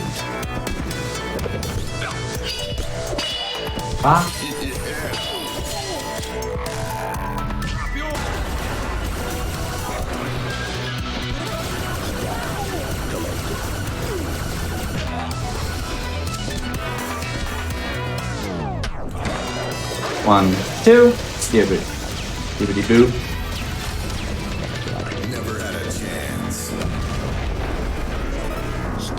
You also get to do this again from downtown. I know I'm passing these statues, but the statues, the idea is that all those statues are the #1 suspects putting down the other gangs, which is a nice little touch. That's how that should look. You will never take me alive.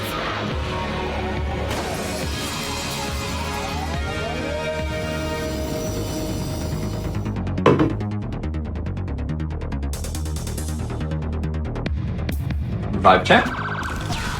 Success. Stash collected.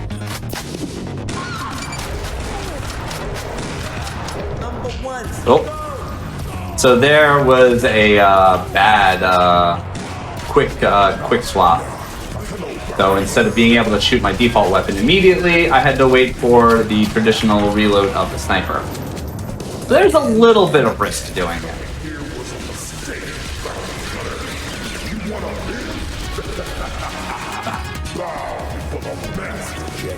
Alright.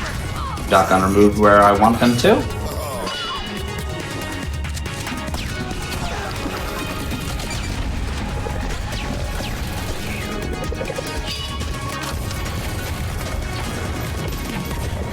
You should probably put pressure on them.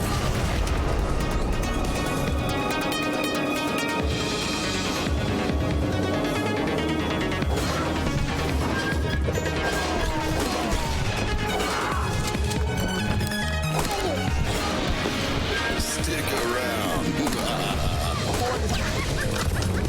Oh, missed her. But in all honesty, let me see if I can run that Shogun fight a little bit neater. See if we can actually get the skip. You've proven yourself to be solid #1 material. Join us. Earn more credits. Just bow before the master. Bow down before Shogun. You think I'm in it just for cash? I enjoy the hunt much more than the good life after collecting your head. Any last wishes?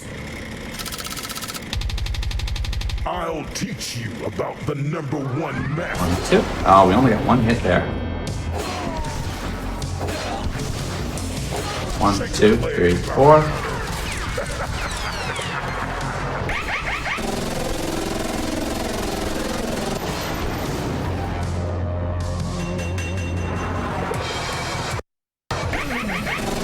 Why won't you die? Who is the master? Go ahead and die. You are weak.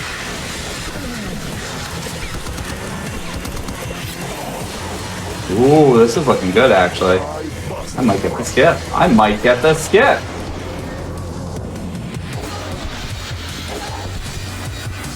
Let's see if you can dance, my dude. Yeah, I think I'm gonna get it. Yes, let's go.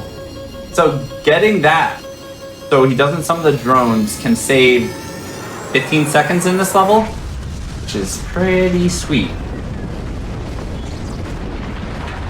Alright. If I mess this up again, I think we just have to call it there. I believe in you, I have faith. Thank you. Continue in hell. 1, 2, 1, 5. Just keep moving a little bit because the rocks do track.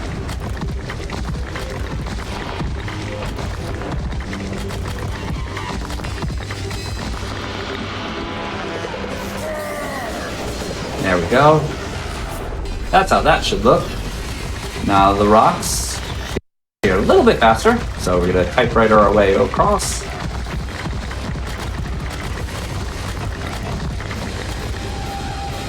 Alright, time's coming up.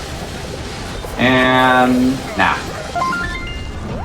GG. You defeated me. How is it possible? Son, my dorsal fin is much larger than yours, is all. You think your fight ends with me, Bounty Hunter?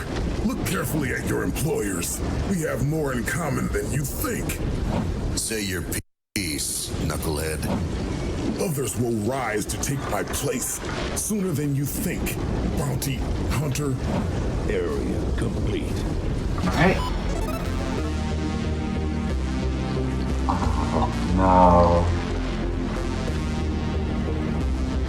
no. Okay. So that was a run of Huntdown, but unfortunately it was not 100%. Because normally what happens is, if you have a 100% run, you'll activate the cheat menu, and a big thing will appear on screen say cheat mode unlocked. However, it didn't here. So that means in one of those levels, probably Sucky, since that seems to be the level, I missed one enemy. No, that's tragic. It's close enough to an 100% It's run. close enough. If we have a little bit of time, I'm not going to run a whole level, but I'm going to see if we could figure out which level it is. So let me just exit out that. Sure. I will do my little closing announcements while you look through for that. Yeah, that sounds good. But thank you for letting me showcase Huntdown on GDQ. Thank you to the WGMGSO for allowing me to do this. Thank you so much for your run. This was an awesome run. It wasn't quite the 100%, but it was close enough, and still doing this in a marathon setting is a huge accomplishment. So congrats on that. If anybody wants to watch you stream, where can they go? I'm at BroSidenRex on Twitch. I usually upload any world record runs I get, usually in big batches every 3 months or so. And I'm also on Twitter or X or whatever it's going to be renamed in the upcoming months. And yeah, it's mostly BroSidenRex. But which one of you? Murdoch? It was him. Oh, no. You know what I think it was? In the boss fight, I think one guy died, but his body did not hit the floor before Murdoch died. So it does not count as a kill according to the game. Oh, that's so tragic. Oh, you got robbed. Oh. Oh, no. It happens, and it means I have to run this at another point. But it does happen, unfortunately. Sam. All right. Well, we do have a lot more runs coming up, but before that, we have a WMGSO performance of Once in a Lullaby. So we're going to go watch that. We'll take a quick break, and we'll be back with more runs. All right.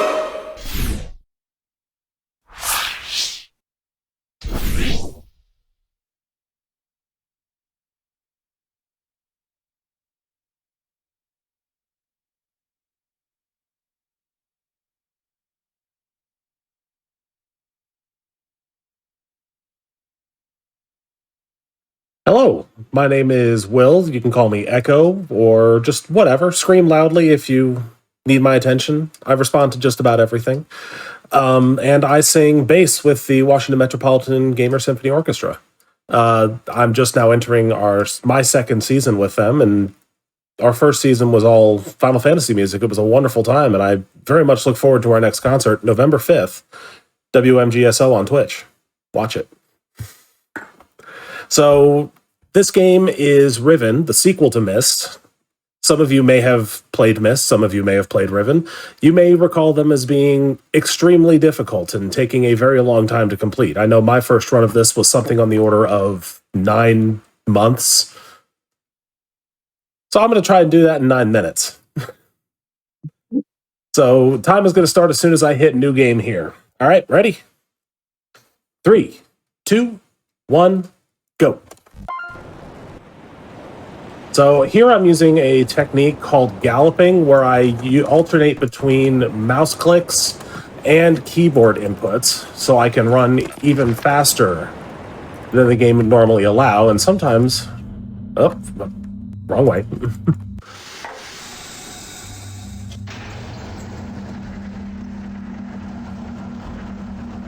Yep, just basically go faster than the game would normally let you move, ideally. And this 5-sided room puzzle has 2 locked doors that you have to unlock in order to proceed into this big dome to get 2 more switches, and then we are off of this island. So... hate those.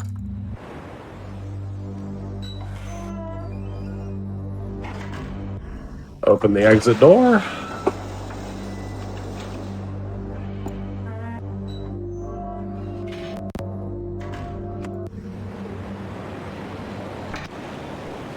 On to the maglev, and we're done with that island for now.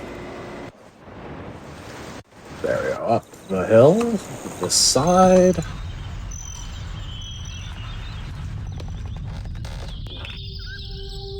And that pixel.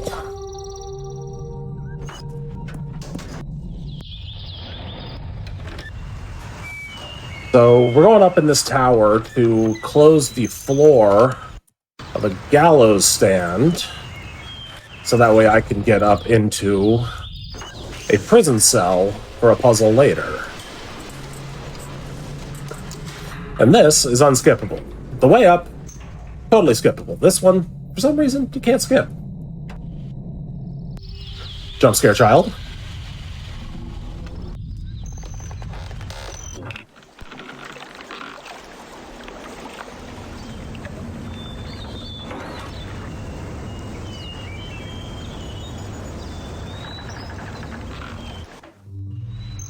And this is the longest sprint in the game.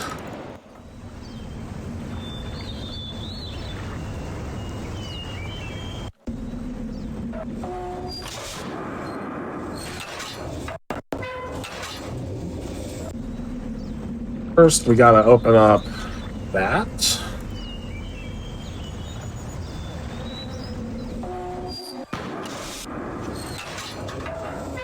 Flip that around, swap it forward, and pull the rope.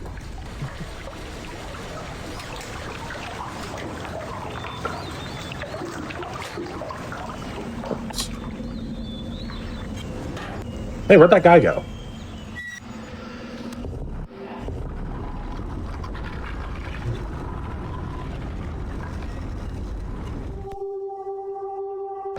Secret passageway, and we have the fish, the beetle, the frog, the sunner, and the warg. Hey, look, a book.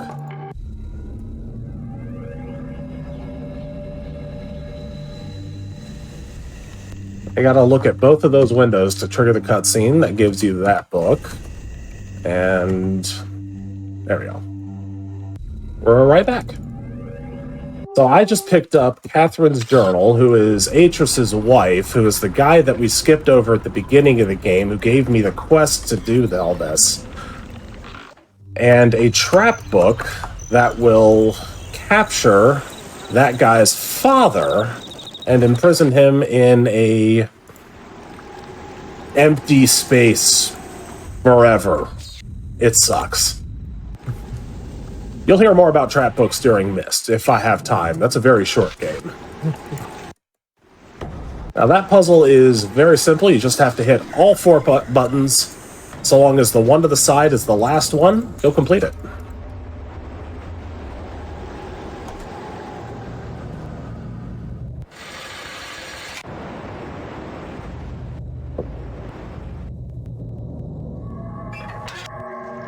Alright. First code, 141724. No, 14172223. 172223. I gotta remember that.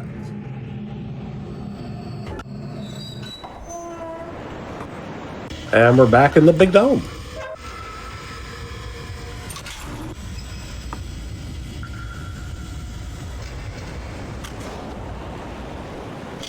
Oh, darn it, I forgot to rotate the room. So we have some unskippable cutscenes here that are off screen and we can't do anything about them. That was... Need to do 2 more. So this room's only skippable from that first entry room at the beginning of the game. Which is why we do all our rotations from there, if at all possible. But this, unfortunately, is a time loss on my part.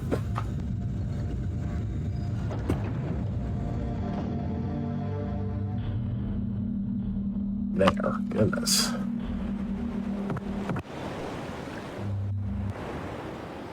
Alright, we go blue goes here. Green goes here. Purple goes here. Red goes... No, red's there. Orange is there. Kaboom. Now, what that did was... See that big spinning dome over here? There's a book in there that's now active that we are going to go into.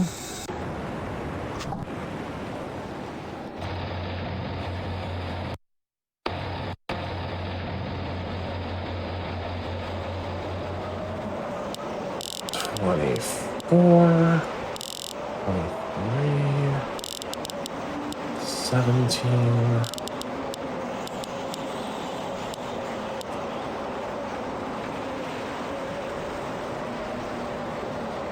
Oh my god, I can't remember what the code was. Hold on, I gotta go find that again. If you would have asked me 30 seconds ago, I had it memorized. And, you don't? Do you not anymore? Lost it. I want to say it was like 1, 3, 4, 17, 23, 24, but I feel like that's too many numbers. It is, just a few too many. Yeah. 147, 19, 1, no, 147, 22, 23. 17, 22, 23. There it is. But yeah, you have to learn a completely different language in order to run this game.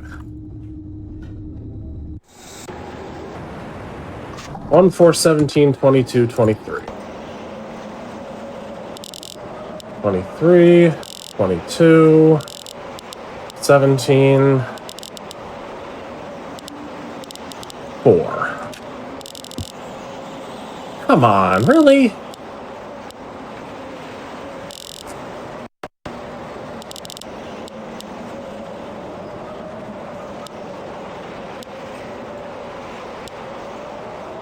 Is it 18?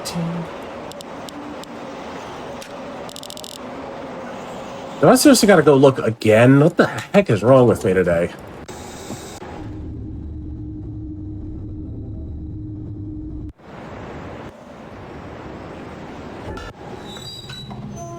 Here, tell you what, I'm going to write it down this time.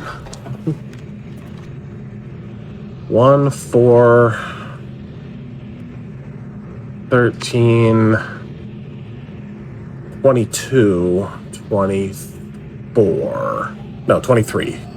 Oh my god. 1, 4, 13, 22, 23. Final answer.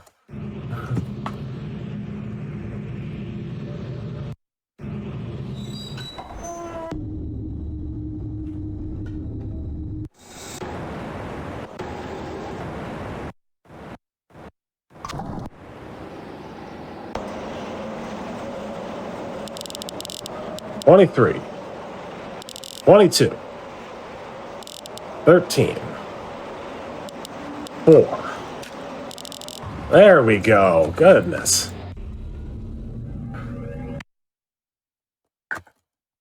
Third time's the charm. And all this just for an unskippable cutscene. The point of all of this, the linking book you brought with you, you're very fortunate to have recovered it. If I may.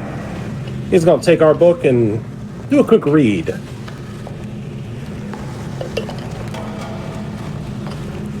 Hydration check in case you were thirsty. So he's going to flip through it a little bit and then turn the book toward me, and I have to try and move my mouse, which is invisible right now, to get it on the first frame it's available, and I think I'm in the right position.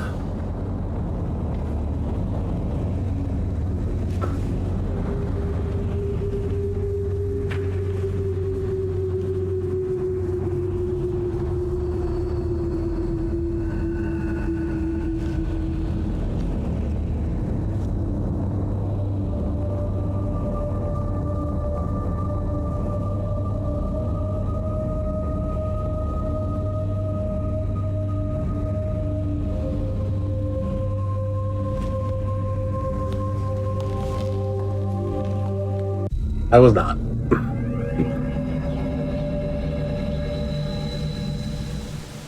So now I'm in that infinite void I was talking about earlier, but as soon as Gen tries to come in here, I get kicked out. Ta-da!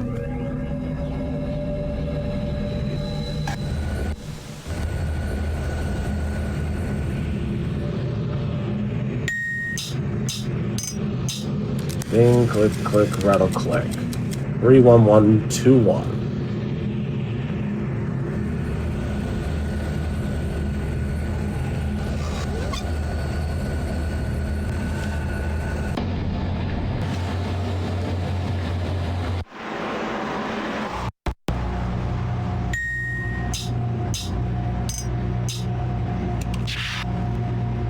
And Catherine's free. That's the wife of the guy who we skipped over at the beginning.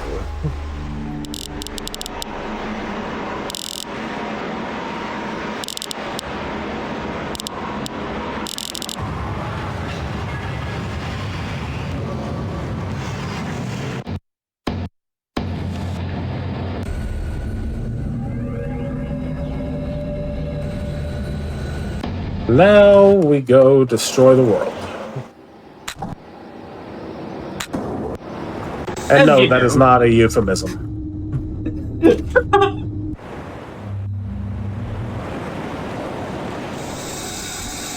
Undo that.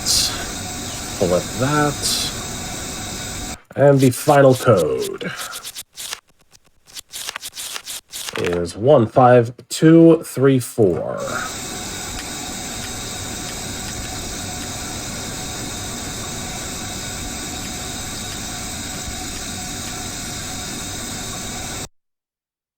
One, 5, 2, 3, 4, right? Yeah.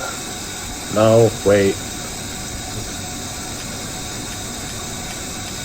There we go. All right, time's coming up when the telescope punctures through that glass. And this will be 3, 4, and time.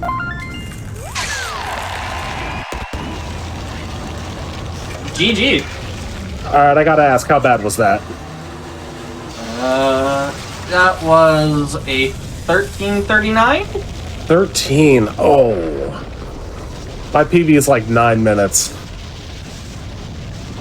That was not a good run. Probably running back and forth to Boiler Island 3 times didn't help. No, but it is a marathon, and things happen, so it's still beating this game that quick in a marathon setting is still very impressive. Where's the book? Alright, so yeah, there's the main characters. You haven't seen them until now because you don't really need to. We don't have time for main characters. We ain't got time for main characters. We are the main character.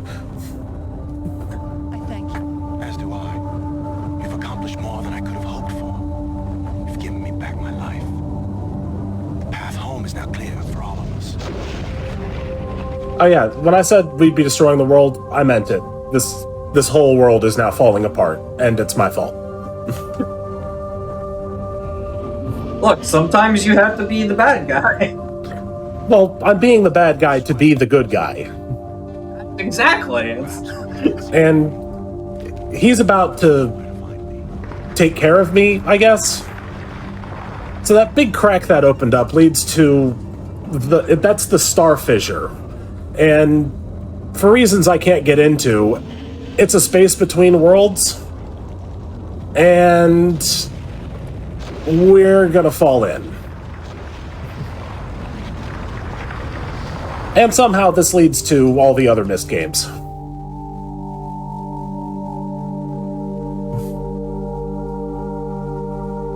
If I wasn't already confused about what was going on, I'd be more confused. Look, trust me, I'm confused too. I've been playing this game since it came out. And this scene makes even less sense than it did back then, because I've read the books. Good. Are within the fissure. Excellent. Riven cleft of stars that access both a wall and a bridge. And though I am unable to understand how, the very flow of stars that brought my MYST book into worthy hands, I am sure served as a safe passage home for my friend. The age of Riven is closed forever, but the people of Riven are free. And now I am at rest, understanding that in books and ages and life, the ending can never truly be written. And that is Riven. I feel like I missed a lot not playing these games, but I don't know if that's a good thing or a bad thing. Well, people often say that they have played a game. I have been to Riven. The game is that immersive. Okay, you're selling me on this. You're selling me. Well, we do have you playing MYST next. MYST, the prequel to Riven. So we will take a quick break while we get ready for that, and we will be back in just a few minutes here for MYST.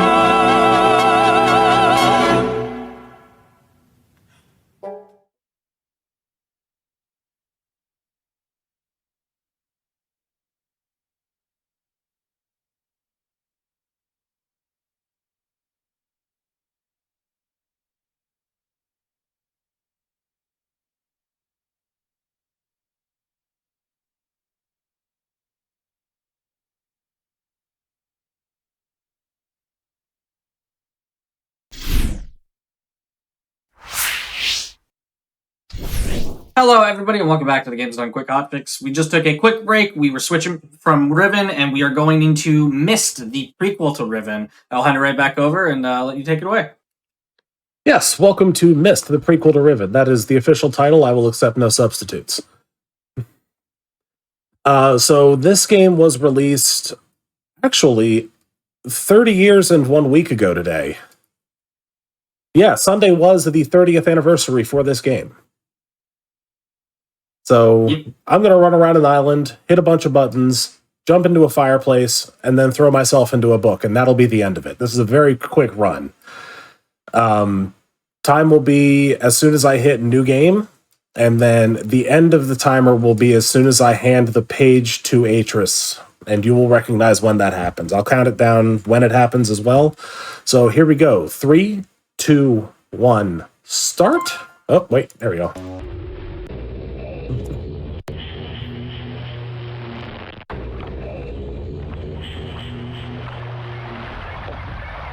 So there's a bunch of these marker switches on this island that we're going to run around and hit as many as we can. There's 2, 3,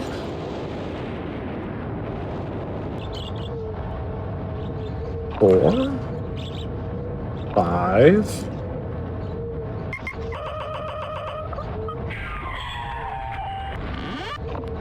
6, 7, 8.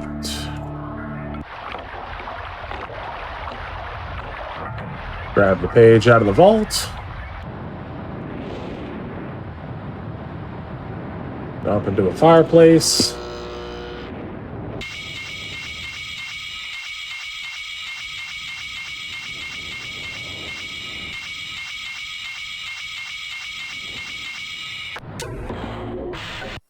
Throw myself into a book.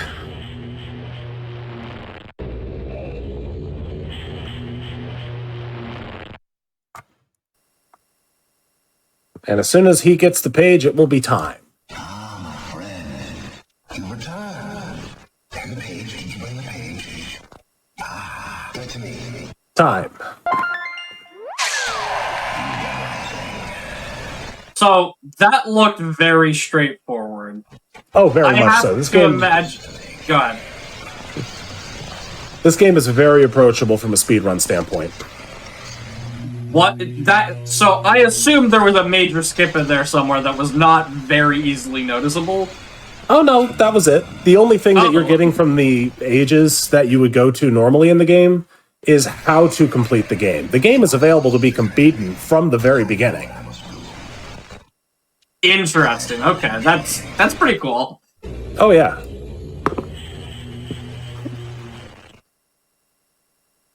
When you gave me a 2-minute estimate, I was expecting some massive skip. I was not expecting. No, that's just how the game is beaten. No, honestly, I think that makes the run even better.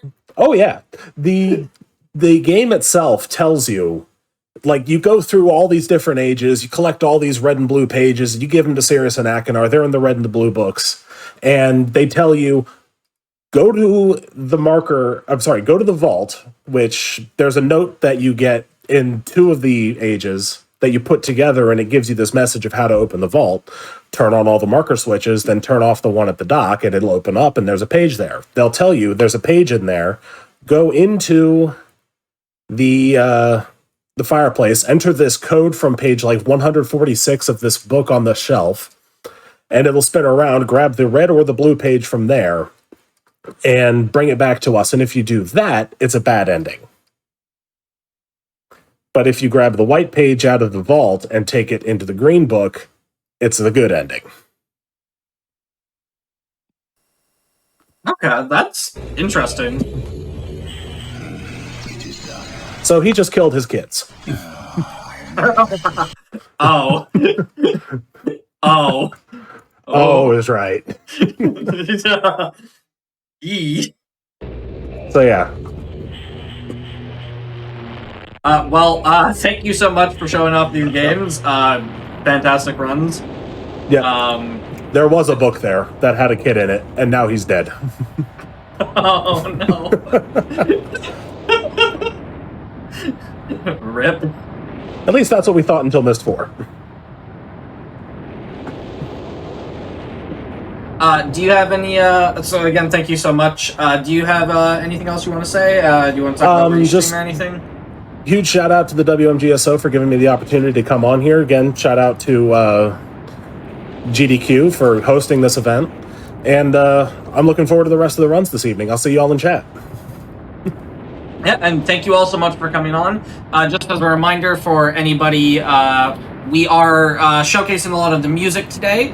So to support the Washington Metropolitan Gamer Symphony Orchestra, you can donate to their second studio album, Crystals in Time, at givebutter.com/WMGSO/album2. It's not even /album. I'm just going to type the thing in chat so that you can click it.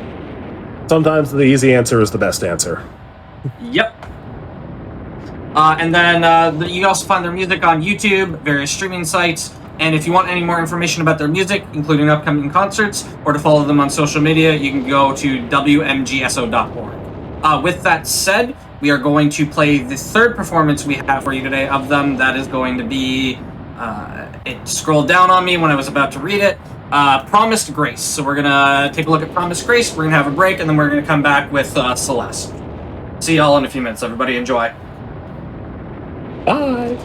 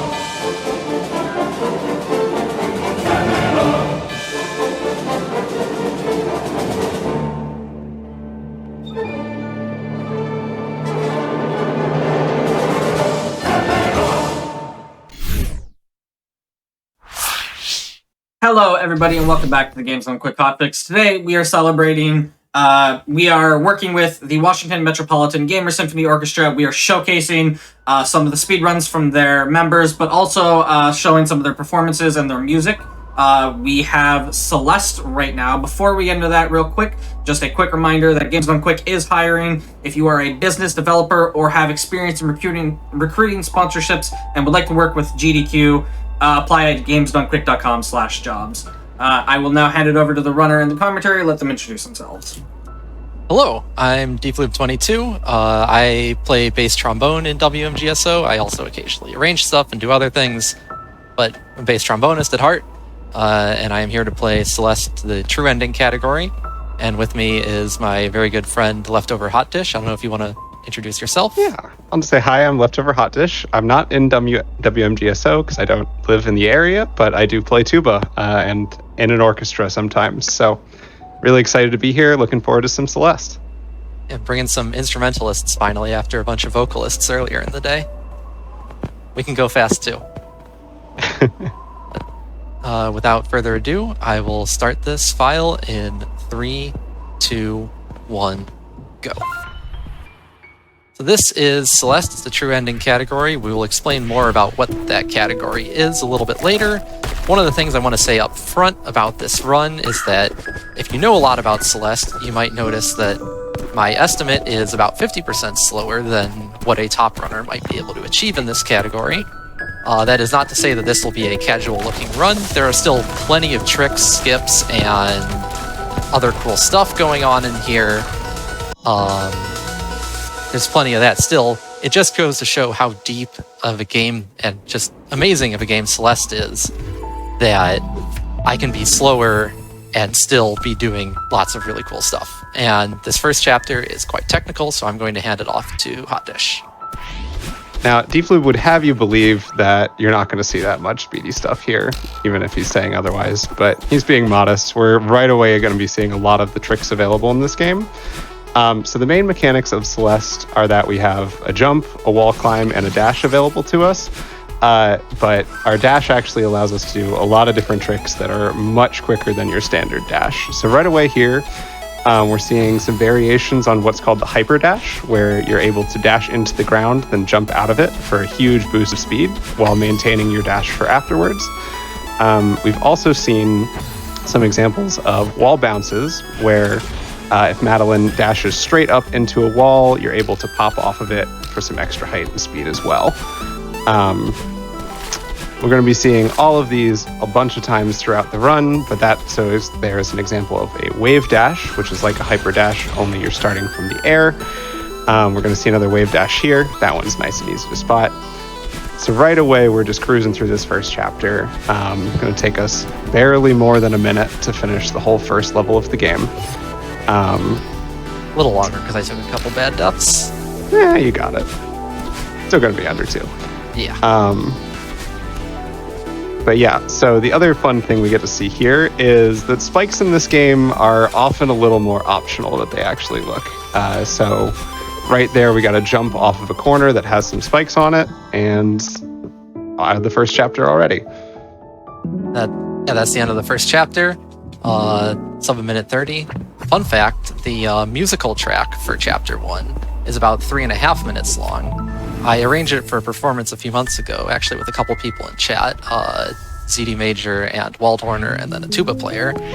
And when writing that arrangement, it was a good reminder that there's a lot more music in that level than the minute and a half I normally hear.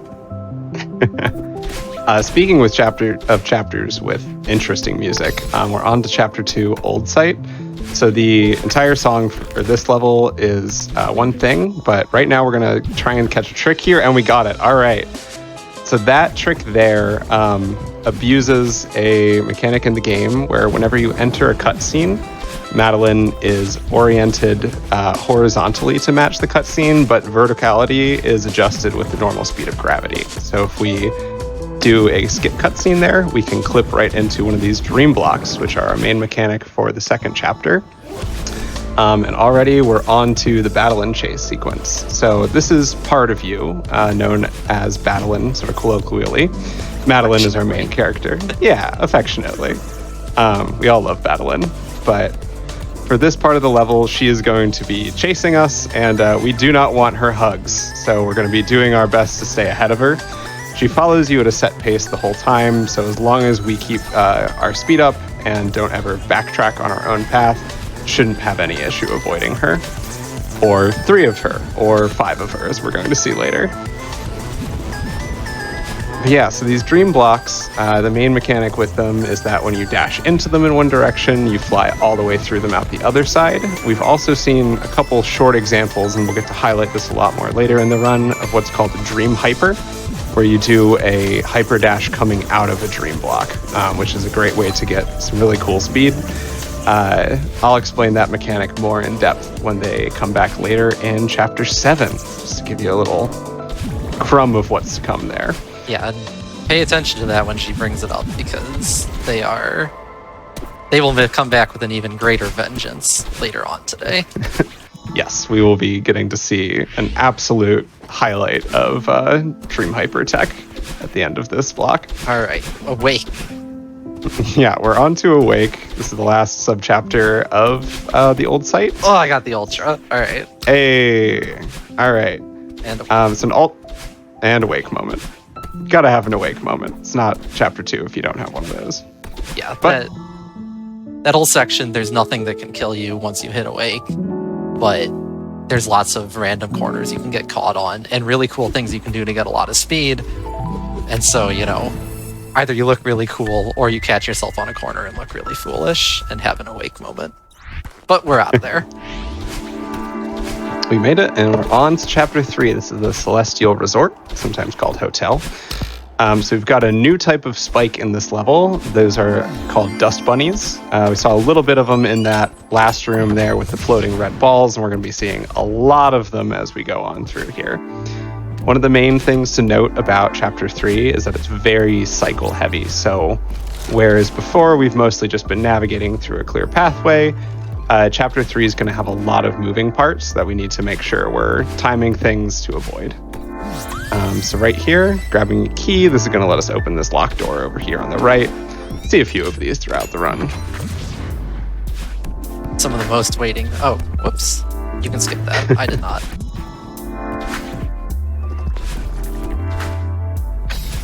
Yeah. Key doors are always a great time to admire the very excellent crouch animation that the devs kindly put into the game for us while we wait.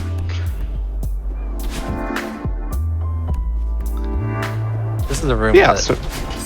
Nope. Did it wrong. This is a good. You'll notice I am leaving this room and re-entering.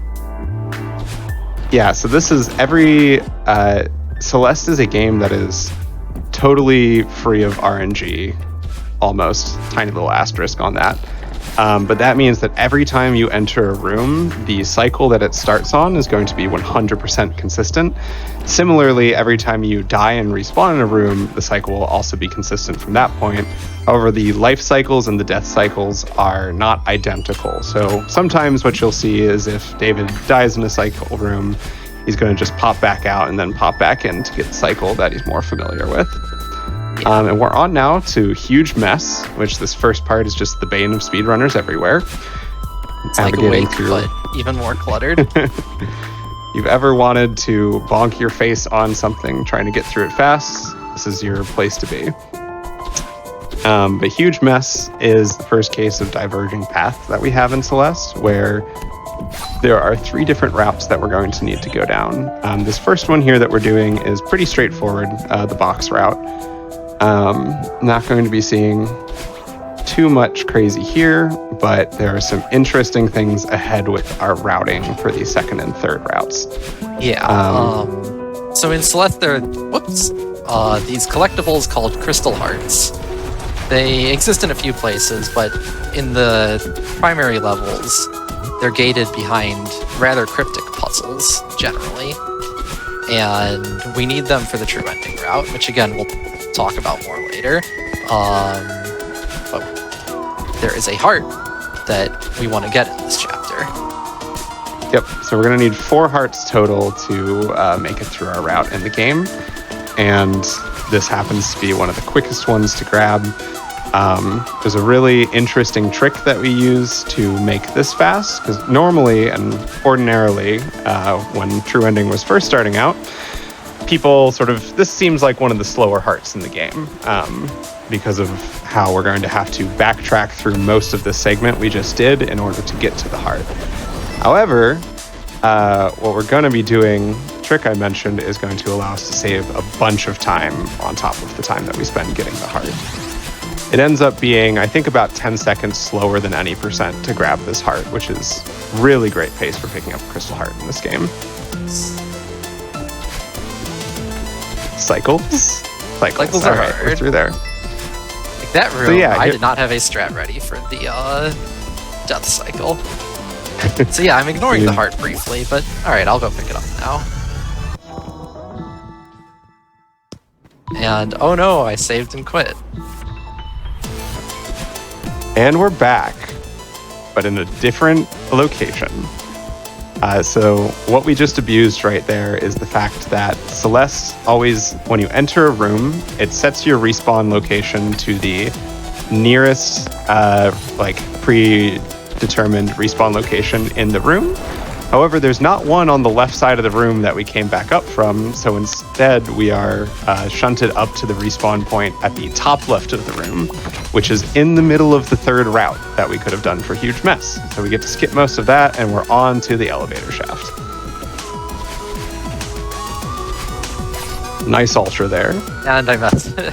I went too fast. Those who go too fast, faster than light are bound in darkness, or however that goes. Yeah, so an ultra is something I'll mention a few times. It allows you to get a bunch of speed basically by chaining the momentum of 2 hyper dashes, but it has very specific requirements. Speaking of special dash types, what we're going to see now here is an example of the demo dash. This is named after its discoverer, Demo Jameson, member of the Celeste community. Shout out there. But what we're doing is crouching. Nice, got a third try. Crouching in midair while we dash, which reduces the size of Madeline's hitbox and lets us get past some spikes that are actually much smaller than they appear. That one that Deflube just went through is a very tiny gap. It's very precise. So good to see it after not too many tries there, but we're on to the Oshiro chase segment here. The last part of chapter 3. And it turns out our friendly hotel manager is, maybe not so friendly when he's having a bad day. And I'll saying a little bit more about that demo dash right there. You would think that there is a consistent setup for it, and there is a pixel on the wall that I use to try to make it more consistent. But while Celeste is a pixel-based game, it does track your position at the sub-pixel level, so your position is more precise than what is rendered on screen. And sub-pixels are quite relevant to the demo dash, to when you need to do the dash in that particular setup. And so it's kind of RNG unless you have a good sub-pixel setup, which I don't. But still managed to get it pretty quick, so nicely done there. Just goes to show that even in a game without real RNG, things can still be pretty nasty to get consistent sometimes. I will say also with the demo dash, I feel like that's a good moment to sort of shout out some of the support that this game has gotten from the devs. The demo dash was not an intended mechanic, but it was discovered that you can crouch during dashing, and the devs liked it and like what you can do with it so much that they added a button to it that you can bind for it in the game. So now instead of the really tough input, you can just press your demo dash button. Yeah, it is so much easier than doing the special crouch input. Yeah, I don't know about you. I never input a manual demo in my life. I attempted to do it when it came out. I could. That particular demo dash has extra requirements, like you have to do a drift right and some other stuff that makes it even more difficult. I could not do the in context. I could not do that trick without the demo button. Mm-hmm. Yeah, so we're on now to Chapter 4, Golden Ridge. Here, a couple new mechanics introduced. These bubbles, where if you go into them, you can basically dash out of them in one of 8 directions. We also are seeing wind, which alters Madeline's momentum in whatever the direction of the wind is. Rip Archie. That's a little trick. Go for it. Yeah. Okay. So that's a little trick there where if you demo dash up into a bubble, it actually raises the height of the bubble slightly. So normally you can't just go upright straight over out of that bubble like you saw Deflube do, but by demo dashing up into it, you are able to do that, and it saves a little bit of time. And it's named after a parrot from a member of Celeste community. That trick is Archie. So here we have our second Crystal Heart of the run with a nice little Super Mario Bros. 3 reference. There's actually a route you can take that doesn't involve using that in the room, but it's we wanted to show off the little Mario homage there. And we're just going to keep right on cooking. That Crystal Heart is super quick. Yeah. What? Let me do that. Oh.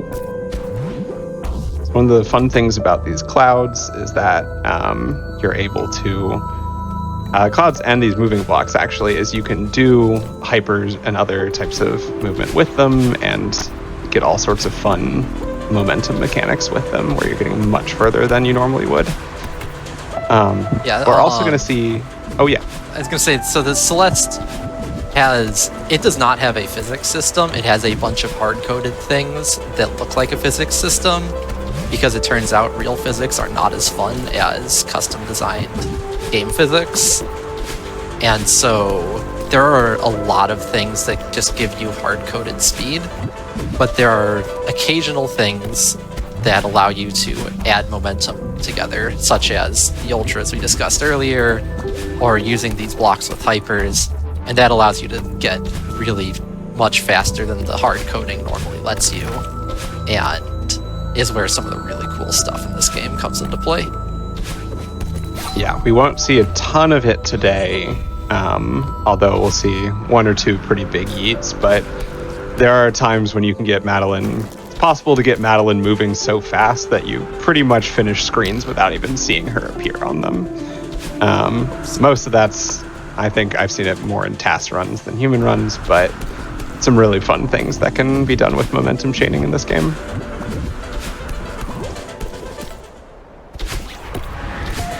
Yeah, we're on to our last little bit of Chapter 4 here. We're going to soon be introduced to the last mechanic of the chapter, snowballs, everyone's favorite. Snowballs are the worst. There they are. So snowballs are just little projectiles that come from the right side of the screen. They always match up with you horizontally, and they kill you if they touch you. Really just adds that layer of consistency. Nice. Oh. Snowball moment. Snowballs. Alright, through that room. You're going to see some nice examples of reverse hypers. So this is where if you do a hyper dash into a wall and still jump out of it in the other direction, you can actually get the full extension, which is where you keep your dash. So normally you need to be on the ground for a certain amount of time in your hyper dash before you jump, which would involve traveling a certain amount of distance. But if we do it backwards into a wall and then jump forwards, we sort of get to go around that distance requirement, because it's actually just all time-based in this game. And that's chapter 4. Right, that was pretty solid still. So we've been talking about these crystal hearts, and the way we get these crystal hearts is about to get a little bit different from the previous two. For those, we've been solving puzzles, but, you know, this is a hard platformer game. What if we just did more hard platforming? You want to explain this? Sure. So this is sort of our second unintended mechanic of the run, where I think the response from the devs upon finding this out was like, yeah, I mean, I guess you could do that. So each level of Celeste has a B-side and, spoiler alert, also a C-side, which are harder remixes of the level, taking the same mechanics and ideas, but putting in much more difficult platforming. The B-sides are unlocked by finding cassettes within each A-side level. And so what we're going to be doing for this chapter and chapter 6 after it is getting the B-side cassette, and then we're going to immediately leave the A-side and do the B-side instead. This is for two reasons. Number one, it's actually faster for chapter 5 and 6 to do this way. 5B and 6B are just much shorter than their A-side counterparts. And the other thing is that the reward for completing a B-side is a crystal heart. So we're going to be able to, rather than having to collect 2 more crystal hearts inside of A-sides, we just get them throughout the course of doing what is already the faster speedrunning option anyway. Yeah, so at this point I have diverted from what would normally be the any percent route of 5A, except that, you know, in doing Celeste any percent, you would still be doing this. But this is off the beaten path. Yes. Oh, this is our first cassette room. Oh yeah, so cassette rooms, we're going to see 2 for chapters 5 and 6, and then we'll see a return to the mechanic later, but those are all just timing cycle based. They have their own little music with the blocks that activate based on the beat of the song. So, but yeah, so here we're going to head into 5B and do that for our chapter 5 instead. Alright, the opening to this gets technical. So, can you explain how fast bubbling?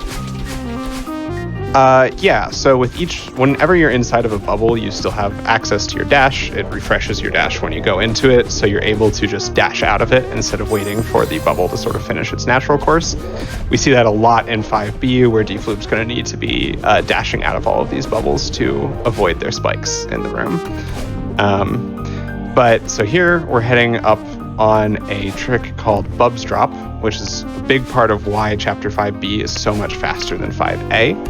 And what we're able to do is, abusing the same trick that we used to get the Chapter 3 Crystal Heart quickly, we're going to do a pause buffer here to go out of that room, back into it, retry, got it first try, nicely done. And that just skipped a huge, like, multi-minute chunk of the level right there. Yeah, and that, I don't know when they figured out how to do pause buffering for that, but that trick used to be not quite frame perfect, but it was something like you had to be pressing A for either 1 or 2 frames in a precise 3-frame window with no buffering and not really reliable setups. At one point when I was most practiced at it, I could do it with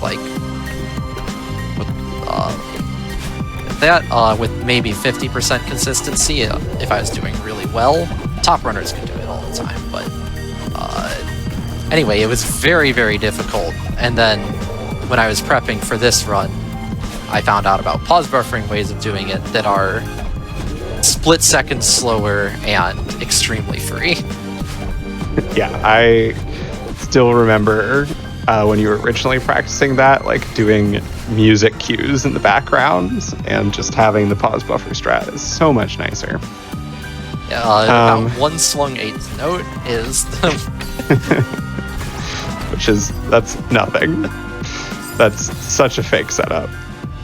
But yeah, so this part of the chapter, it turns out this mirror temple is a little bit cursed, and it's cursed with an affliction of blind falling. Luckily, blind fall is a little bit easier when you actually know where you're going. We also have friends in this level. So these are called Seekers. They are not good to touch unless you can jump on their heads, at which point you can position them so that they respawn and hit things like those coins for us. We can also use them to get our dash back and occasionally just sort of get through chunks of this level a little quicker. Alright, this is going way off script. Yeah. Alright, these out of that room. Got it. Nailed it. These are not RNG. They are consistent, but they're also a pain. They're not RNG, but they respond to exactly what you do. And if you're, you know, having your speedrun nerves and do one input slightly differently, they do not do the same thing they always do. Yeah, so what you're seeing here is a bit of a case of actually just having to read the room live.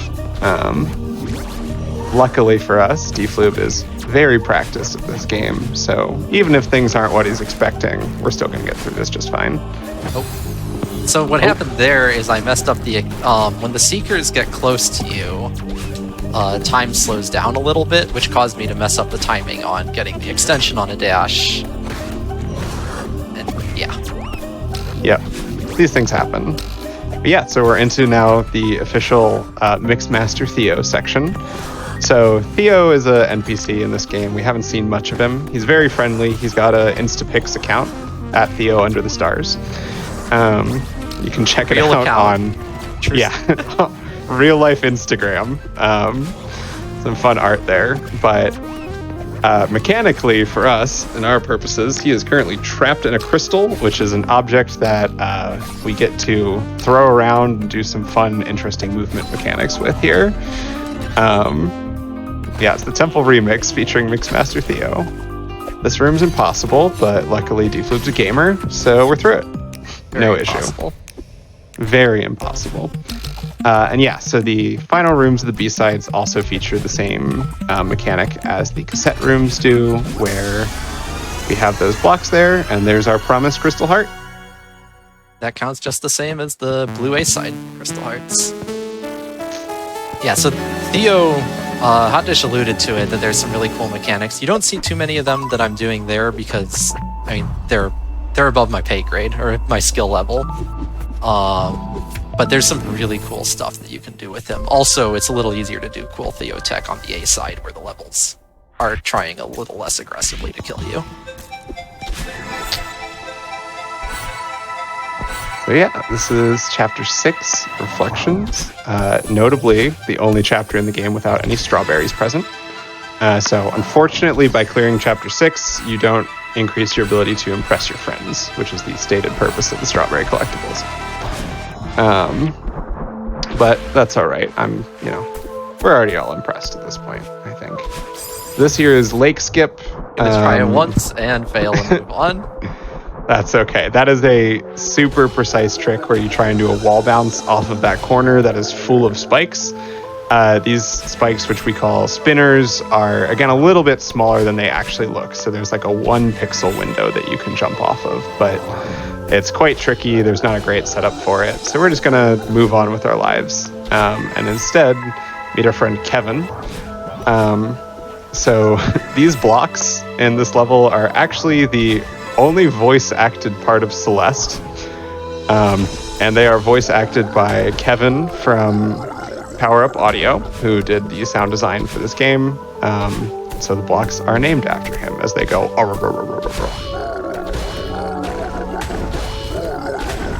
Shout outs to Kevin. Got caught on a wall.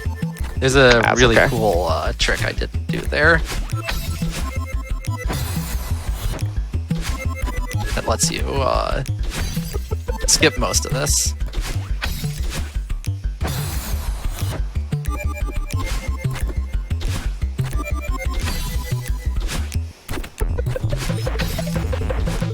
Okay. All right, we got it. Out of there. First try every time. Yeah. So once again, we're going to be going to the B side and collecting the Crystal Heart there and beating that level. And this is probably going to be one of the most vanilla-looking sections of the game, where really most of the trick I'm going to be doing here is just trying not to die. There's like 2 small skips in the entire chapter, at least that I do. So this is a good time to talk about some other aspects of the game. This is, of course, a WMGSO event, which means it's a good time to talk about music. Do love that here. We do. So yeah, the soundtrack for Celeste, first of all, just say, fantastic soundtrack. Yeah, Lena Raine, the composer, absolutely fantastic. Has also worked on a bunch of other games, known for, I think, Minecraft, Chicory. I can't even begin to name all the rest, but really great composer. Highly recommend her work. But one of the fun things about doing the B-sides is that each B-side features a remix of the main theme from the A-side level, done by a guest artist. So, I don't know, can you remember? I know 5B is too mellow. I think, did Lena do 6B? She did 7B. Okay. I think someone else did 6B. Yeah, I can't remember that off the top of my head, but I just cool want to say, to- like, you know, as a musician and someone who likes to arrange for WMGSO, I have an artistic ego. I really respect Lena Raine for, you know, thinking that, yes, it is a good idea. I can let other people put remixes of my own music in the game I'm the lead composer for, and it will just work well, and it totally does. I massively respect her for that. Yeah, I mean, that's to know that you are as good as you are, then to also still say, but like, I want to hear what other artists are going to do with it, is just a really, I think, cool artistic thing. But yeah, this song is affectionately known as Hey Ya. It's mostly a remix of the, spoiler alert, Vailin fight that we're going to be seeing later on in this level. There's a huge version of it in the A side, but we're also going to be finishing off with a version of it here in the B side as well. Yeah, probably we could also talk a little bit about, you know, there is a story to this game, amusingly about the true ending category. The category goes through the end of the DLC 9th chapter, which has story content. So you'd kind of think that, oh, okay, true ending is basically, in spirit, the category that hits all the story content in the game. Except some of the most significant intersection of story and gameplay happens in Chapter 5A and 5B, or 5A and 6A, which we are skipping in favor of their B-sides. Yeah, a little bit unfortunate to not catch those moments. But no, it's really a wonderful story. It's sort of about, I don't know, inner strength, overcoming depression and anxiety, and trans rights. Accepting yourself. Yeah. It's one of the things that I really loved about the game when playing it is, you know, there's that accepting yourself and accepting your failures, and, you know, persisting through them is a theme of the game, and that's also deeply woven into the fact that this is a game where you are going to die multiple thousands of times just to, you know, clear the any percent of the game. Yeah. And so it's this way that narrative and gameplay intersect in a way that is really rather rare in pure platforming games. You know, it's cool to see the little loading line that says, you know, dying means you're learning. You should be proud of your death count, and then to really actually feel that in both the story and the gameplay of the game, that it's okay to fail. What matters is you keep trying and you grow. And speaking of keeping trying, you'll notice I get back into the action pretty quickly whenever I die, which is part of what makes this game feel so good, but also is a speedrun mechanic.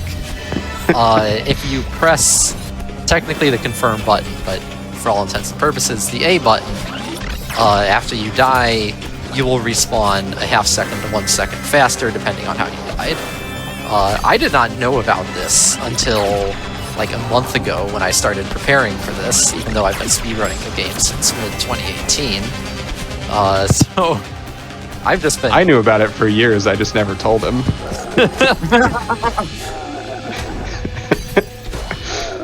Gotta let people figure some things out on their own sometimes. This is fast, I swear.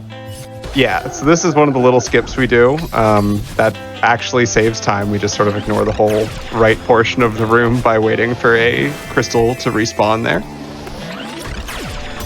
It's definitely fast, we promise.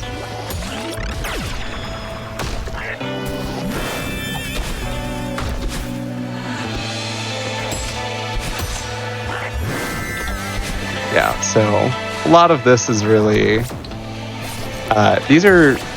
The level design, especially for the B side of this fight, I think is fun in part because these are, aside from being very difficult mechanical rooms, they're also kind of puzzle rooms a lot of the time, where you have to figure out what your routing is around Battlin's laser and around, you know, backtracking.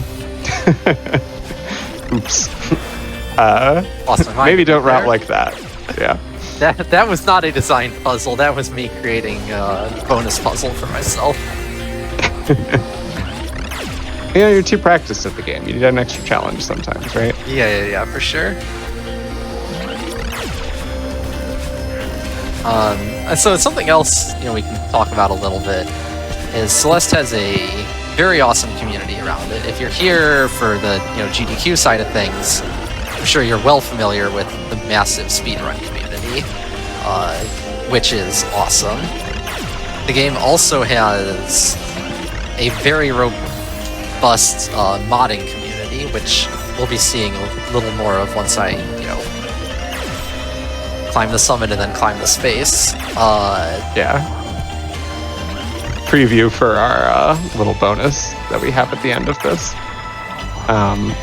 But yeah, again, like, with the community is so open and welcoming and fantastic, and I think a lot of that has to do with the developers themselves too, just like being so open to speedrunning and open to modding, and just like, so you have all these wonderful people getting excited about this great game and then having full support behind them doing great fan projects is just, you know, really allow there to be so much life in the Celeste community. It's really great to see.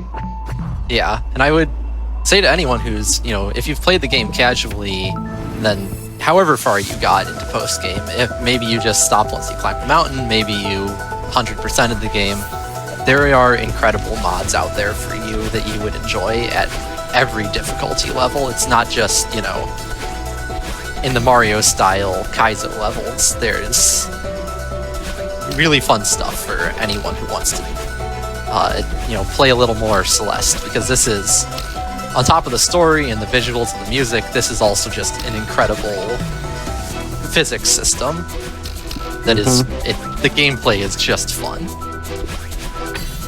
Yeah, I think this is the game that got both of us into speedrunning, just because we played it and then we wanted to keep playing more of it. Yeah. I 100%ed Celeste once.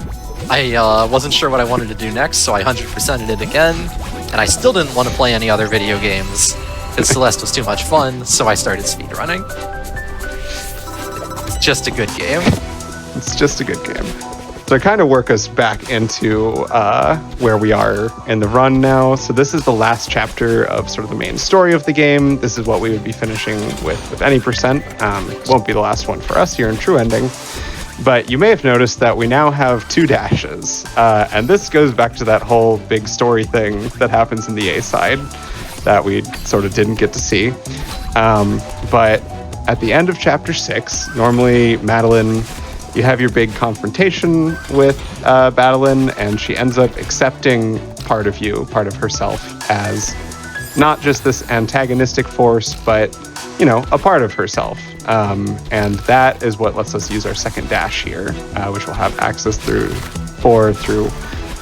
a lot of chapters, or all of chapter 7, all of chapter 8, and a lot of chapter 9. Though we'll talk more about that later. That part might not be supposed to intended.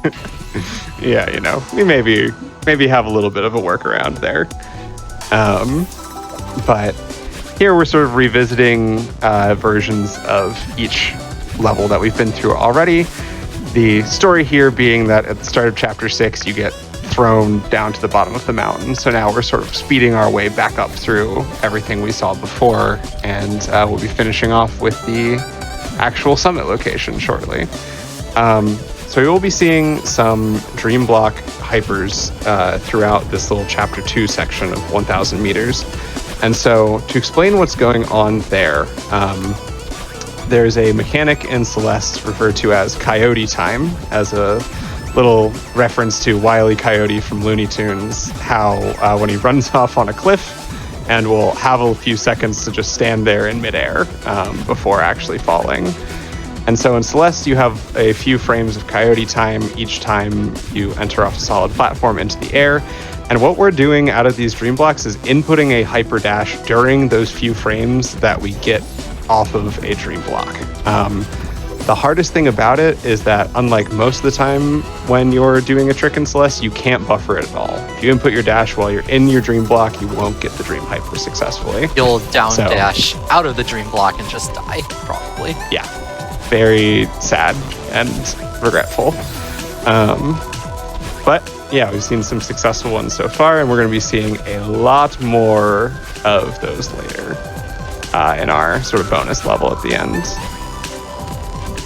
This room used to be terrifying. It's still... I'm consistent at that room, and it still makes me nervous when I enter it, I swear. It's just... It's such a terrifying looking cycle, even if it's not actually that bad.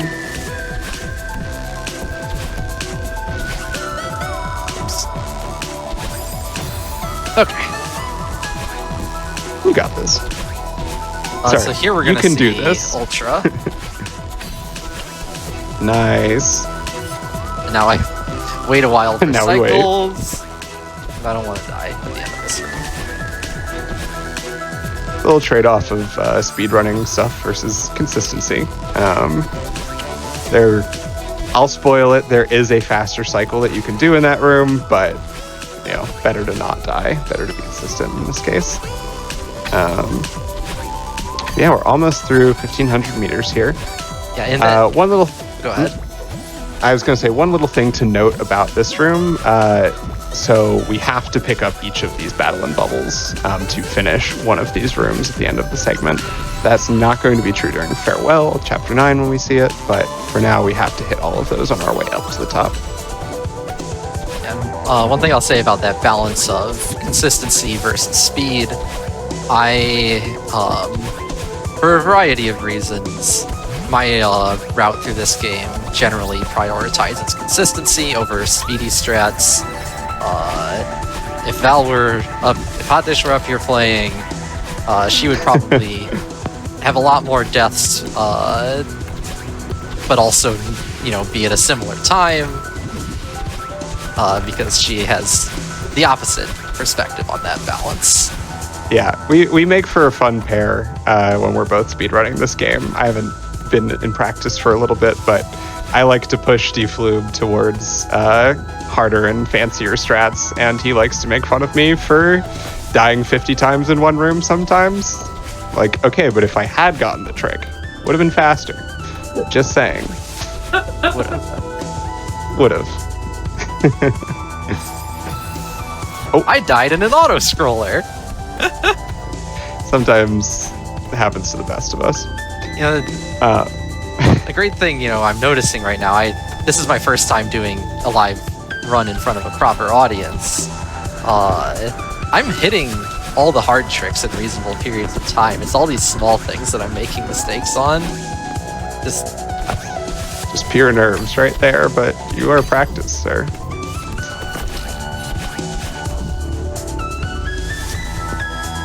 Yeah, lots of little auto-scrolly type segments with these moving blocks in 2K, but we were just about through that. Then we just have the Mirror Temple segment, which actually has a couple of cool little small skips in it. And then we'll be approaching the summit. And, wind is the worst, also. Wind is the worst.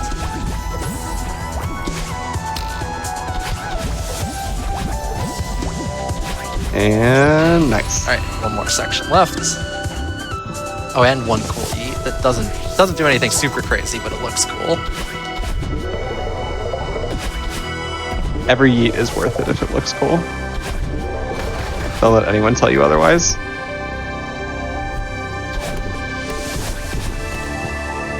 This.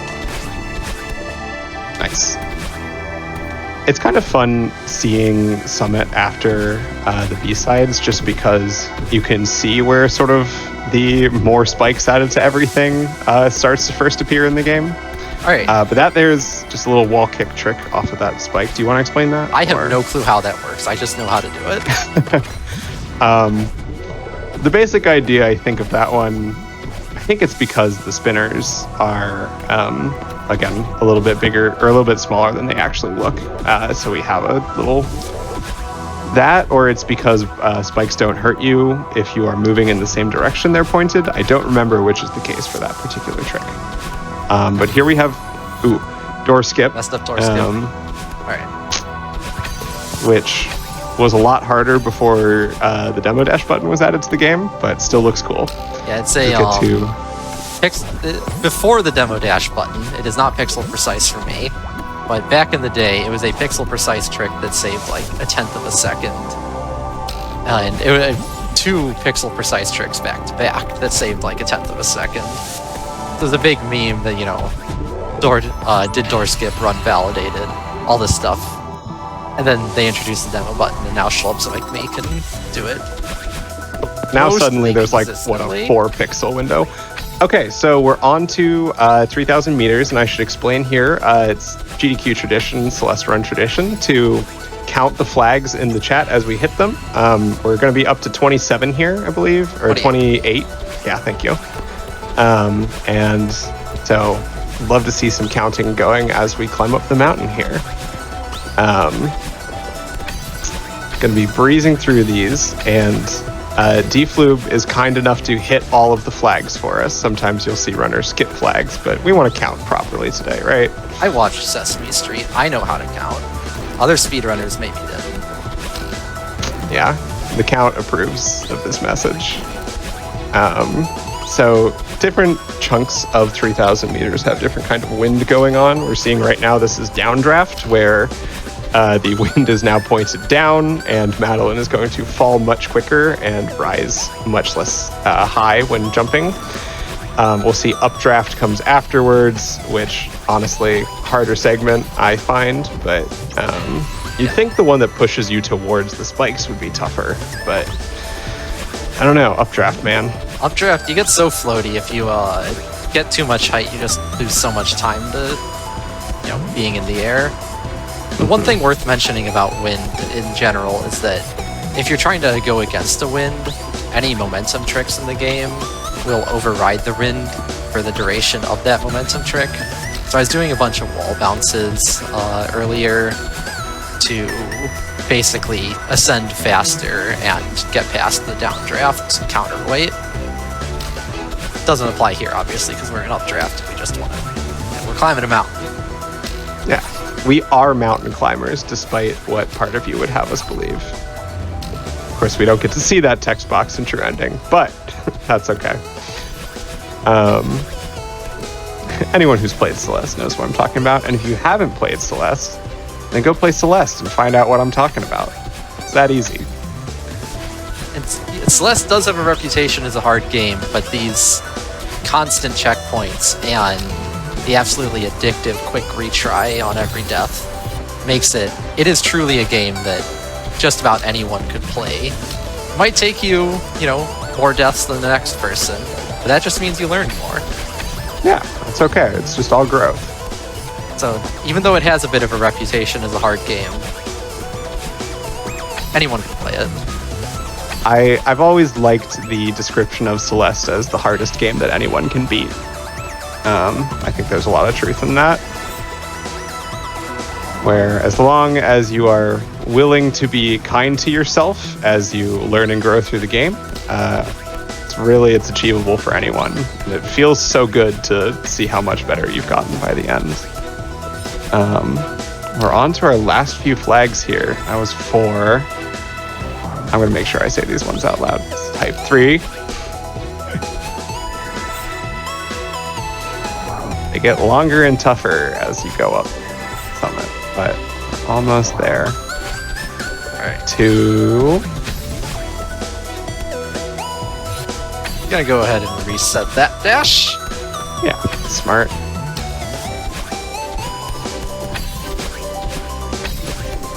You get in a lot of the mods, they stop letting dash crystals 1 respawn. So if you make a small mistake like that, you're just done for. But the original Celeste devs, they're nice.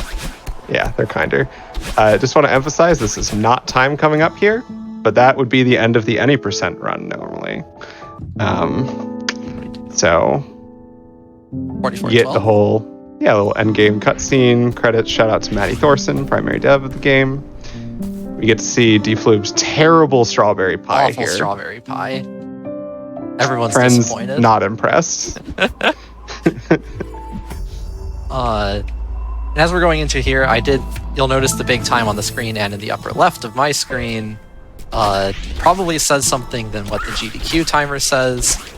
Celeste speedruns run on the in-game file timer. Whereas I suspect that we are on real time for this event. So that explains that discrepancy. Yep.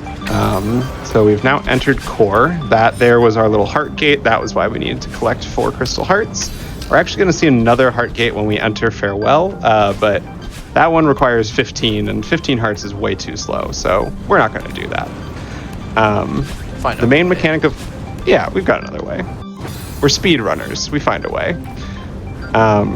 So the main mechanic of core here, you'll notice that we still have our 2 dashes, but the big thing is that now when you land on the ground, your dash doesn't reset. Instead, it only resets on room transitions and when you pick up a crystal.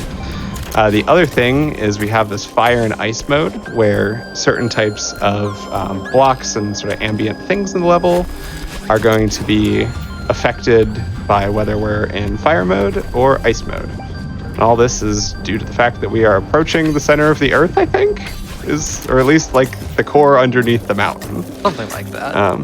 Yeah, something like that. You can see there are fossils. We're underneath something. Yeah. We are in stone. Rock and stone. But yeah, I feel like core is one of those sort of less well-defined chapters. It's the original epilogue to the game. But yeah, we did do a big skip a little ways back, actually, that didn't get mentioned. So we were talking about other things, but there's a room with sort of 2 rings of fireballs that Deflube just kind of dashed straight up through them. Normally you're supposed to just go off to the right and change the level over to ice, but again, that's slow, so we find another way. You may have also noticed I hit retry at the start of the room where I did that strip. That is because what we mentioned a while back about death and entry cycles, I know the death cycle for that room, how to get out of it. I never learned the entry cycle, so it's just faster to take a 1 second retry penalty. It's one of those things where, like, when you're practicing a piece of tech like that, you die a bunch of times practicing it, and then you learn it, and then you realize you've learned it on the death cycle. It's like, well, I guess I'll just keep doing this, actually. Yeah, you're gonna see one more of those much later on for the same reason. Mm-hmm. Yeah, the floor is lava. Going to just try and avoid taking a nap inside of the lava.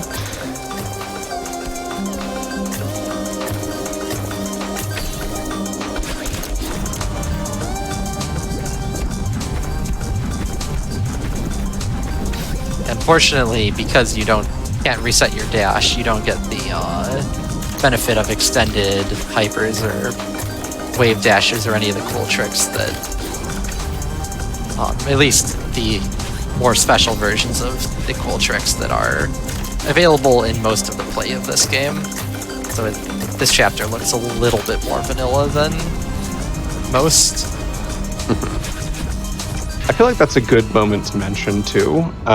We've talked a lot about some of the different movement tech that's available in the game. I've explicitly called out a couple things as unintended by the devs, and that's because every other piece of movement tech that you've seen us do is a full intentional mechanical choice. Some things like ultras are maybe a little bit more a byproduct than the main thing, but hypers and supers and all of that stuff, wall bounces are fully 100% intended. They're built into the game for you to have the option for speedrunning, and like a lot of the levels you'll find once you start using those things are structured in ways to be friendly to them.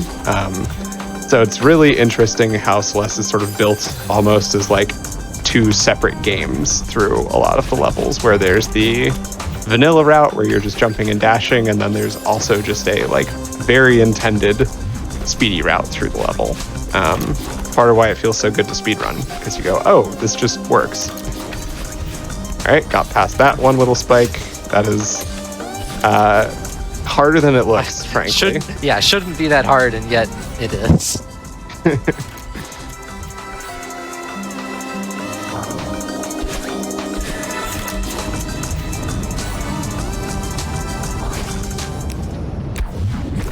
Right here, I'm going to go really slowly down these blocks because I have a reliable way of doing it that way, and, safety first. Yep. That is so here, chord. Good for a marathon too. So, core, interestingly, is the one chapter that sort of just forces you to take the cassette there, and I believe that's included as a hint of like, hey, if you haven't found these cassettes during your A-side playthrough, it's slow. It's so slow. All right, out of there. So if you didn't get the cassettes in your A-side playthroughs, the game's like, hey, there's one for this level. Hint, hint, hint, hint. Go find them. But yeah, we're through core, and so now we're on to farewell. And you'll notice once the menus finish showing up here, farewell, that kind of looks like the moon. We're going to space. And going to space has a very special way of going to space. Now, as we all know, trans people can dash, but what some people don't know is that they can also float. And so what we're doing here, this is a trick called dash trigger skip that was discovered relatively recently, within the last couple of years, that is going to allow us to keep both of our dashes throughout most of farewell. And so what we've done there is nicely done, first try. Abuse the movement from the cutscene to float up by starting the cutscene in midair with some pause buffering. That floats us up to the next area, and then we can, by optimizing our height, just completely go over top of the trigger that normally makes you lose your second dash. And so now we've got pink hair for most of this level, which is going to both open up some new routing and also just make a lot of things a lot more consistent. Something important she said there is that we go above the screen. It is a important fact to know throughout this that if it is not on screen, it does not exist. Yes. This refers to triggers, this refers to spike walls like that, and it also refers to when we have things off the screen, even without going over top of them, as we'll see later. And so, fun times ahead with that. We don't need those coins. We can just go down right. It's easy. It's easy. It's easy. See, I'm doing a lot of these rooms. Some very obviously, like when I'm going over the top, but others less obviously. Very much not in the intended way. Some of them, this room I pretty much have to do intended. but there's a bunch of really cool stuff that gets opened up by dash trigger skip. Yeah. It's really great for the true ending speedrun because originally Farewell was frankly not the best speedrunning chapter. It's my personal favorite chapter to play in the game, but there's not that much room for optimizing your routes because a lot of it's built for the player to use like speedrunning tech, as we'll see later. So having dash trigger skip open up new routing was a really cool innovation when that was discovered. So here we see jellyfish. These are one of the new mechanics for Chapter 9. They follow the same mechanics as Theo, except instead of weighting us down once we pick them up, they become gliders. So that allows us to do all sorts of fun flying around the room. And here we're going to see a huge skip that is made so much easier by dash trigger skip. Normally, to get up to shut off that power box early, you have to bring a jellyfish up into the room with you. And if you die trying to get up there, then you lose your jelly and you're out several minutes of time. But with 2 dashes, we just pop right up there, hit the power source, and we're able to move on to the next portion of this skip, which is what Deflube's working on right now. Worth noting that this whole power source skip is fully intended by the devs. Doing it with DTS is not. But there's entire like rooms and routing stuff that is here that only exists, or you only see it if you do this whole power source skip. So another fun example of them being like, oh, you guys like doing cool movement stuff? Yeah, we can give you some cool movement stuff. Normally in a vanilla playthrough, you'd be kind of going through all the corners of that room, finding a bunch of keys to get up through this little shaft here through a bubble that's at the bottom of the room, but instead of unlocking those key blocks, we are tossing a jellyfish into the hole, taking the bubble, and then grabbing the jellyfish and riding it to the top. Okay. All right. There we go. I don't normally have that much trouble with that, but it is awkward. Yeah. That's all right. We got it. So yeah, this is one of those rooms that you just never see it if you don't do power source skip. And worth mentioning a little bit more about the jellyfish is it opens up a bunch of really cool basically item interactions. Maddie Thorson, the lead dev on this game, is, very involved in the custom Mario community. If you're a regular GDQ watcher, she's made both a level or an entire game collaboratively with Margot that was featured, I think, at the most recent GDQ, and also made a level, very funny level, for the last Mario World blind race that was, I think, maybe a year ago now.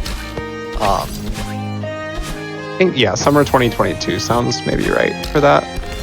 But point is, she has a strong custom Mario background, and these jellyfish allowed Celeste to explore, item abuse tricks, sort of like, shell tricks and all the cool stuff that's available in Mario World. Oh yes, someone in chat has pointed out, allegedly. Yes, allegedly. Yeah, allegedly, Maddie has made these really cool and interesting Mario levels. Certainly whoever made them was a sexy genius. That much has been confirmed. But very true. So here we're going to see a fun little trick. Nope. We don't need... Nope. We're going to see a fun little trick. There it is. We don't need that fish. We don't need that block. We just need to awkwardly die. It's okay. Curious. Alright. Out of there. There we go.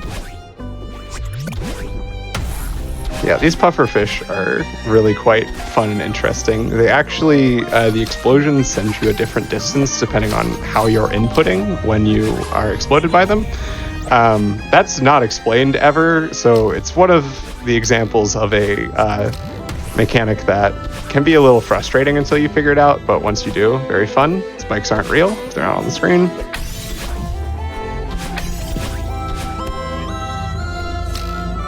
Oh, I guess something good to explain real quick. Whenever you see that like shimmering white column of stuff, like sparkly on the screen, like sort of to the right of the big block right now, that is a spot where if your jellyfish hits it, it will evaporate it. We're also going to see a version of that inside the custom level at the end of this little Celeste block. Here we got the false heart. Level's not actually over, sorry. And now the game is going to ask us if we have 15 crystal hearts. Oh, we don't. We don't, but we do have speed. Now we skip. That's wait. The best part of the game. The best part of the game. If you're going to play Celeste for any reason, play it for wavedash.ppt. So during the rest of Farewell, wave dashing, which is a variant on the hyper dash mechanic that we've talked about, you're going to see me do a bunch of those. Yep. So it's where you start it in midair. So that is a required piece of tech for the rest of this level.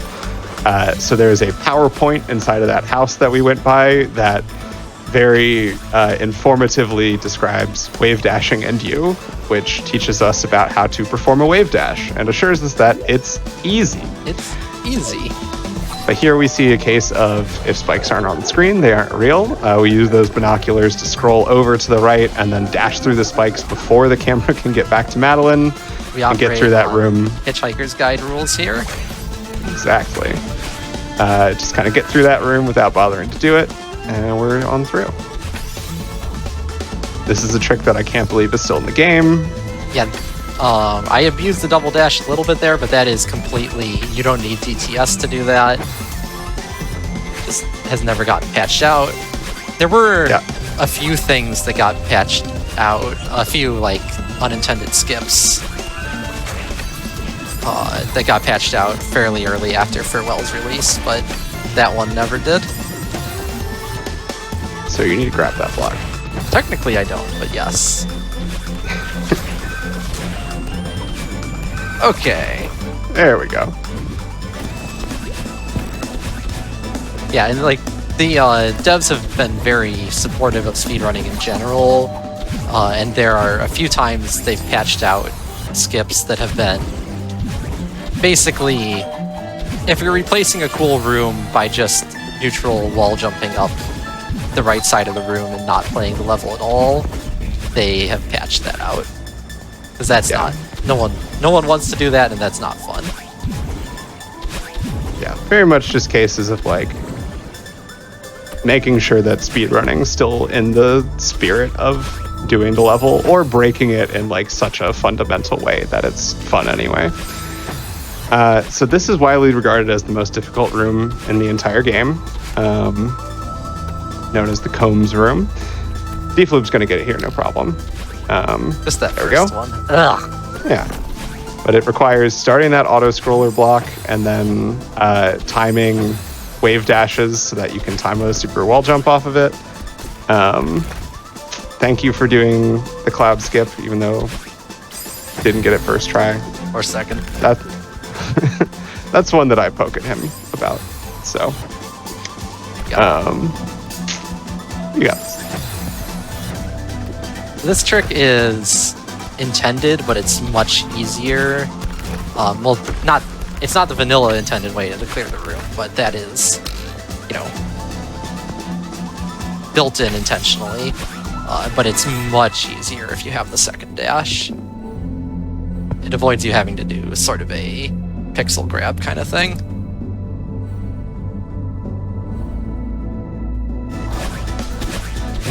So, cooking along here, we're into determination now. One thing you'll notice about Farewell is it is a much longer chapter than anything else in the game. That's not just because I'm taking more deaths, it is just a much longer chapter. Yeah, I remember my first playthrough of Farewell that I started. I went in kind of thinking like, oh, this will be like a B-side in length, and then realized, no, it took me about, maybe not quite as long, but it took me, you know, a comparable amount of time to beat Farewell as it did to beat like the whole rest of the game. Yeah, I think 7.5 hours was my first clear. Yeah, it's hard. It is quite difficult, but it's also some of the most fun gameplay in all of Celeste, I think. And all just a completely free DLC they put out a couple years after the game came out. Yep. And it takes place on the moon. I mean, what's not to love? This room's funny. There are 3 routes you could actually take through it. The other 2 are all harder than the one we just did, and the one we just did is the fastest. One of them actually requires a demo dash, which is just, I think, kind of thrown in there as like a... Oh, got the eat, but missed that. That's all right. Just kind of thrown in there as like, hey, we're cool with demo dashing, which we love to see. Even if it's a hard route to take that doesn't actually end up saving any time. Yeah, the top end runs of this game use demo dashes quite a bit more than I do. I only have that one. Well, demo dashes through spikes quite a bit more than I do. But the one that I did back in Chapter 3 saves multiple rooms of time, like probably 30 to 45 seconds, whereas these other ones are just, get through one single spike barrier in a room. And so I don't go for them, but if you ever watch top level runs of this game and see people just, going through spikes like they don't exist, that's what they're doing. Yeah, and some demos are like, so the difficulty to time save ratio is so small or so big. You don't save a lot of time and they're really hard. That's what I'm trying to say. You just like, there's one in Chapter 3 that's, I think, pretty commonly just, it's like the funny demo. Like, people know, but you gotta do them anyway if you can, because time save is time save. Which is not what I did right there. I went into... Oops. I'm gonna wait here a moment. This is savable. This is very savable. Kevin's gonna come back. Come back. And we'll be very happy to see him. Hi, Kevin. Well, this is maybe not the best way of saving it, but it's saved. Still counts. So yeah, we're just taking a death there for the cycle, right? Yeah, this is like a minute-long room, and it's bringing in feathers, which are, maybe not my favorite mechanic in the game, and wind, which is no one's favorite mechanic in the game. For very cursed gameplay, and so I do anything I can do to get consistency here. And now, at long last, we have to pay the piper, and we're going to lose our second dash. And I am going to stop talking because... Yeah, so welcome to Stubbornness. Appropriately named chapter for the fact that, the price of stubbornness is we lose our second dash. So this whole little subchapter is going to be in the style of the tape rooms with these rhythm blocks. Notably now, there are 4 different colors instead of just the pink and blue. Different rooms are going to have different numbers of blocks. Just do it different number of block colors. Yeah, just do it slow. It's fine. But yeah, so these are all on the same sort of rhythm-based cycle throughout, as we saw earlier with the tape rooms. These are very much puzzle rooms. Figuring out how you're supposed to get through these, navigating around spikes that are there sometimes and not other times, and floors that are there sometimes and not other times. Pretty tricky. And I'm going to be doing most of the talking here just so that Deefloop can focus on his cycles. I have confirmed that he doesn't need me to be quiet. He can hear the game just fine. One fun thing about these that we may see pop up is if Madeline is inside the space of a block when the block would spawn, it actually waits to spawn until she's left the space. So we can occasionally, if the cycle lines up, use that to kind of push through a block even if the timing isn't quite there for us to be on the other side of it when it's spawning. This room is a tricky one. It's only pink and blue, but that's actually usually a sign of the room being harder in this segment, in my opinion. Gotta do a lot of lining up to just be inside of blocks when they switch, which is tricky. But Oh. Yeah, the other hard thing there, which you sort of... The result of messing it up is what you just witnessed, is jumping off of these blocks is necessary to navigate through this room. So a lot of the time, right before it disappears, you need to jump away from it so that you're headed towards the next block at the appropriate time. We're through that one. So this is a great one. Yeah, you can see there the case of the wall not spawning because he was inside of it.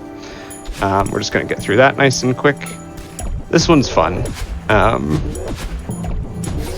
One other little thing to note about these segments is these are actually the only rooms in the entire game, or at least these tape rooms are, where death and life cycles are not fully consistent. Because the movement and switching of the blocks is fully tied to the music in the background, the beat of the song stays constant even while you're respawning.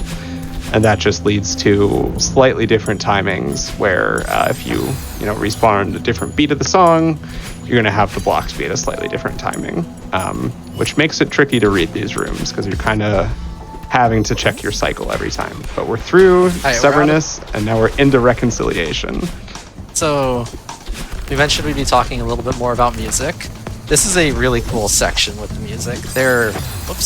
The track that is playing right now, and will be playing through the remainder of the gameplay, is titled Farewell.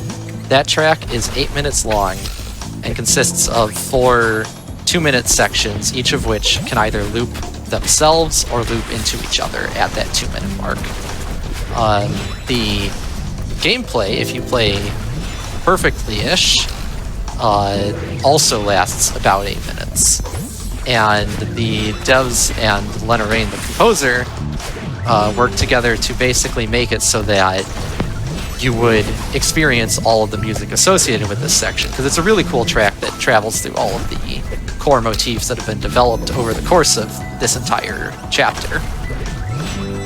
One of the features of that is that it will try very, very hard to, if it can tell you're speedrunning and outrunning the pace of the music, it will catch you up to that, and it might move you onto the next 2-minute segment a little bit early if it thinks that you're going to get ahead of it because you're speedrunning, which leads to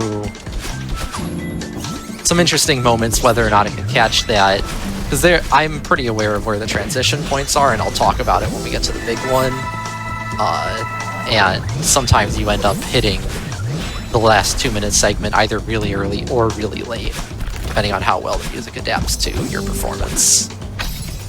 And a lot of that has to do with just your pacing at different parts of it, where if you have a slow segment, you might end up looping otherwise when you normally wouldn't, and then if you're speeding through the rest of the level, you're just going to be sort of behind because of that loop you got earlier.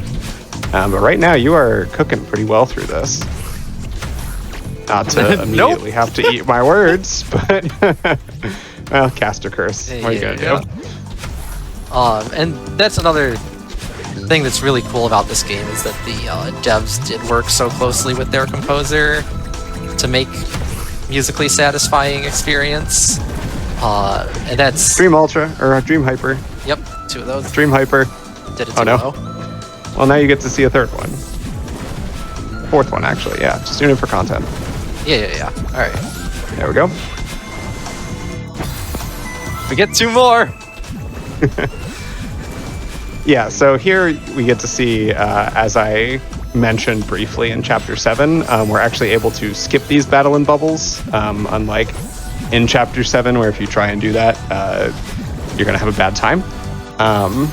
So for some of these, we're just going to sort of cruise right past her and keep progressing through the level, and she'll just catch up. But we're getting boosts from both our friend Madeline and the bird, who is... We haven't gotten to get much of the story of Farewell, but we've been chasing the bird this whole time.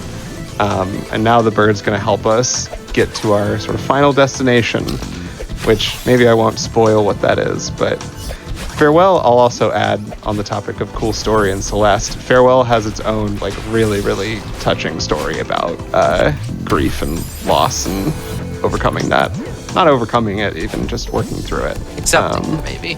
Yeah, accepting, I think, is a good word. So, not only is it a free DLC of a bunch of really cool gameplay, it's also got a whole story with it. Out of that other room. Nice.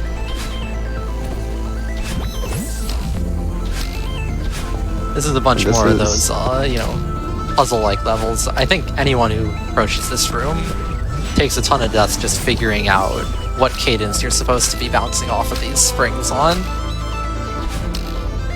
It's also fun because I think every person I know who has a consistent way through that room has a different set of dashes they do on those spring blocks. I know mine is different from Deflube's. It's just whatever you figure out that works, because nothing can speed it up. It's an auto-scroller, so...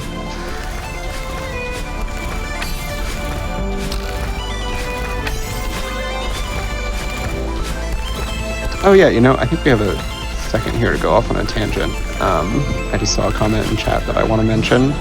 So, we talked about Celeste being difficult but doable for anyone. I will also add there's an assist mode in the game that, fully put in there. The game makes it very, very clear that it's not cheating and there's nothing shameful about it. And I think any reasonable person who's played Celeste will agree with that.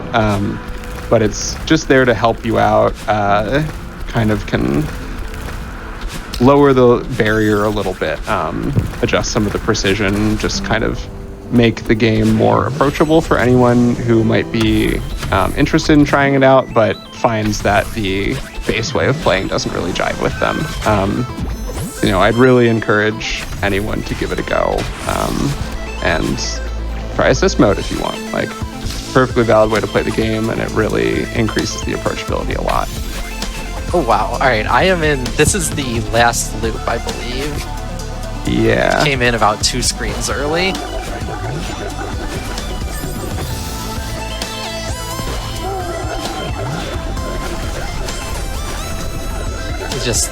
It's an amusing thing that happens if you're speedrunning. Yeah, so here we are. This is the final screen of Farewell. It's a very, very long one, but the end of this will be the end of our run. Notably, this chapter is called Farewell, this piece of music is called Farewell, and this one subchapter and this one screen that it contains are also called Farewell. So we're in full triple Farewell mode at this point. However, this takes it will not be farewell to our presence here because we have the showcase level afterwards. That's true.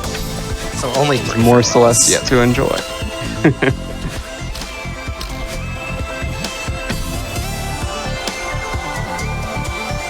And this room takes about, just shy of 2 minutes on its own? Right? Yeah. So. There is a prompt at the end, or there is a cutscene at the end that you do not actually have to skip to trigger the ending time of the run. I only learned that recently, and my current PB that's up on speedrun.com for the all chapters category, I reset a split second early, and what's in place of the skip cutscene button is the retry button, and that puts you back at the beginning of this 2-minute launch screen. Oh no! I watched it happen live. Don't go watch that. Also, it's not family friendly. I said some very, very naughty things after that happened. That was just, I felt time slow down watching that happen live. I'm like, I can tell he's relieved that he's done. Oh, that pause is early. Oh no. Yeah. I've never gone back and redone that category a second time because I just can't. I can't. Maybe the longest 2 seconds of my life. Alright, so we're going to turn off the power here, and then we're just going through this little chain of birds and battleons. And time will be when the text box appears on screen. Time. And time. GG! Skip cutscene. GG's. Nice run, man. Alright. So what was the real time on that? It's 1:21:56. Oh, okay. Little over, but cool. Yeah, that is true ending. Still a much better run than I could have done. Oh, we're in there. All right. I have never finished Celeste. Well, you know, we Hot Dish and I just made our campaign for you to finish it, so there you go. You really did. That was an excellent run. You did mention it that you are doing a showcase level afterwards. So do you want to say anything before we go to that, or do you want to save it all for at the end of that? We'll save it all for that, I think. Excellent. We are going to take a quick break, everybody, while we get set for the showcase level. Just a quick reminder, everybody, if you like any of the music that you're going to hear today, either the live performances or our break music, you can support the Washington Metropolitan Gamer Symphony Orchestra by donating to their second studio album, Crystals in Time, at givebutter.com/WMGSO album 2. You can also find their music on YouTube and various other streaming sites. For any more information on their music, including upcoming concerts, or to follow them on social media, you can go to WMGSO.org. I'm going to put the link in the chat for everybody, and we'll see y'all in just a few minutes here.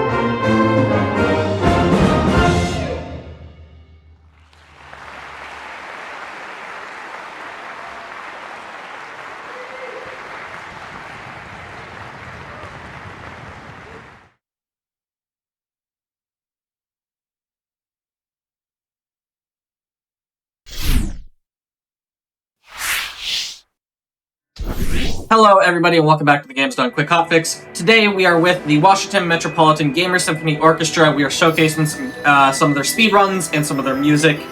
We just saw Celeste's True Ending, and now we're going to be taking a look at a showcase level. I'll hand it right back over.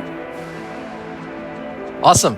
I'm still DeepLoop22, still here with Leftover Hot Dish, and here I am going to be playing Skyline Usurper, which is a level from Strawberry Jam, a Celeste mod that released, I think, spring of this year. Winter? Something like that.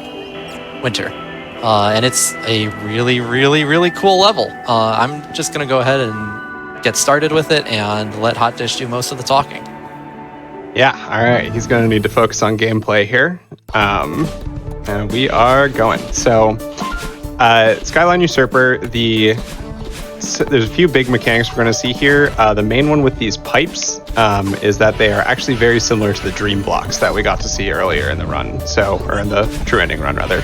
So with them being dream blocks, where we go into them and then pop out, we're also able to do dream hypers out of them, which we're going to be seeing a ton of here. The other main thing is these propeller blocks, which are very similar to the Mario propeller blocks that they're based on. DeepLoop's going to be able to pop himself up into the air while holding them. So the main sort of gameplay of this level is using these propeller blocks and the pipes to quickly speed around, grabbing the pipe or the blocks out of the pipes to keep reusing ones throughout the level. So another thing to note here, the design, again, we're very much in Mario Airship territory. Any of those paddles you see around there are in fact spikes, so not quite as open and airy and easy and breezy as it might look at first glance. It's actually going to be very important that DeepLoop keeps both his horizontal and vertical position where they need to be able to pick up these blocks and avoid any spikes. But yeah, so going through here, got a nice dream hyper grab there. I don't know, would you call it pipe hyper? I'm just going to say dream hyper. That feels silly. Yeah. So the other thing that I mentioned earlier when we were in Farewell is you can see some of that same type of starry pale material over some of these pipes. And that means that if you chuck a block at it, it's going to bounce off instead of going into the pipe. So sometimes that's a sign that you need to avoid putting your block into a pipe, and sometimes it's a sign that you actually want to bounce the block off of that pipe. Learning that's just a bit of a trial and error, figuring out the level as you go through it. Lucky for us, Deflube is pretty much an expert at this one. So he's going to put the blocks in the correct pipes pretty much every time. I will note, yeah. So I have a second here. Strawberry Jam is a huge collaboration between a lot of level creators, featuring levels in difficulty at sort of the 5 standard Celeste difficulties of beginner, intermediate, advanced, expert, and grandmaster. This is a level from the expert lobby, meaning it's the 4th of 5 difficulties. Very tough, uses a lot of mechanics that, while they can be done in the game, don't really sort of appear in the normal speedrun, or like a normal farewell playthrough or anything like that. So here, we're actually taking a little bit of a divergence to the route to go get a strawberry, because Deflube wants to impress his friends, and nice first try on that. That was purely just to show off for the audience here, so I hope you all enjoyed that. Yeah. I hope you're all impressed. Because you're all my friends. Aw, how sweet. So we're heading into this really cool trick there. Oh man, got it immediately. So that was a reverse wave dash, meaning a downright dash out of the air into immediately jumping off of the ground into an immediate sort of pseudo ultra dash to the downright to just get a huge chunk of momentum there immediately. And just like that, we are about to be done the level. As soon as we pick up the little tiny crystal heart here, and time. Awesome. Yeah, that was one of the fastest I've done of that. Nailed it. So yeah, that was a showcase of a modded level. There's a ton of amazing community-made stuff out there, like we've talked about, so definitely worth checking out. Yeah, and as she pointed out, a wide range of skill levels. There's incredibly cool stuff in here. In the beginner lobby, there's one where you're supposed to either blindfold yourself or put a blanket over your monitor and then play with someone else feeding you instructions. Great stuff.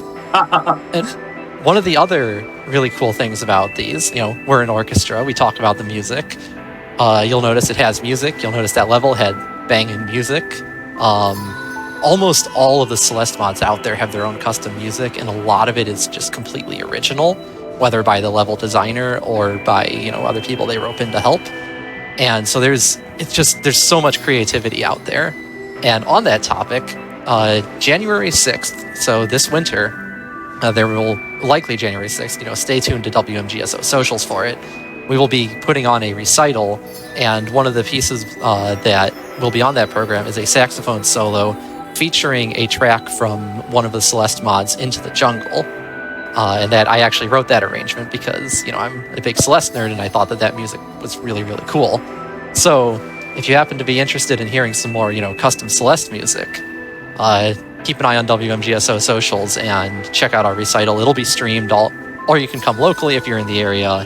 It's really, really cool stuff. I love the creativity involved in everything related to Celeste.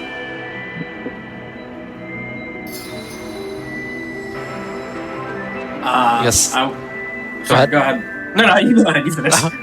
Okay. Other than that, that's about all I have to say.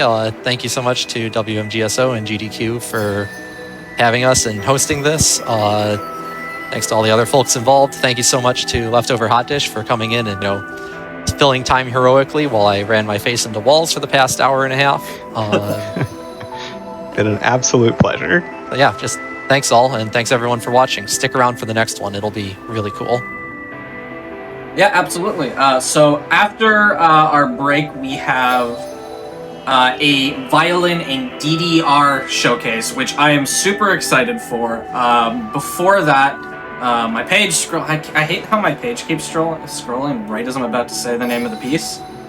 Before we go that though, we have our actually I guess I do want to give a big thank you to both of you. You both did great. I didn't say that at the last one because I was saving it for this one, and then I almost forgot. Excellent showcase and an excellent run. So thank you both so much for being on and showcasing the stuff. Thank you. Thank you. And like I said, we have Violin and DDR coming up. Before that, we have our fourth performance of the night, which is going, I guess, afternoon, which is going to be Godsibb, and then we'll have a break. So enjoy the performance, and we'll see you all in a few minutes for the final run of the showcase.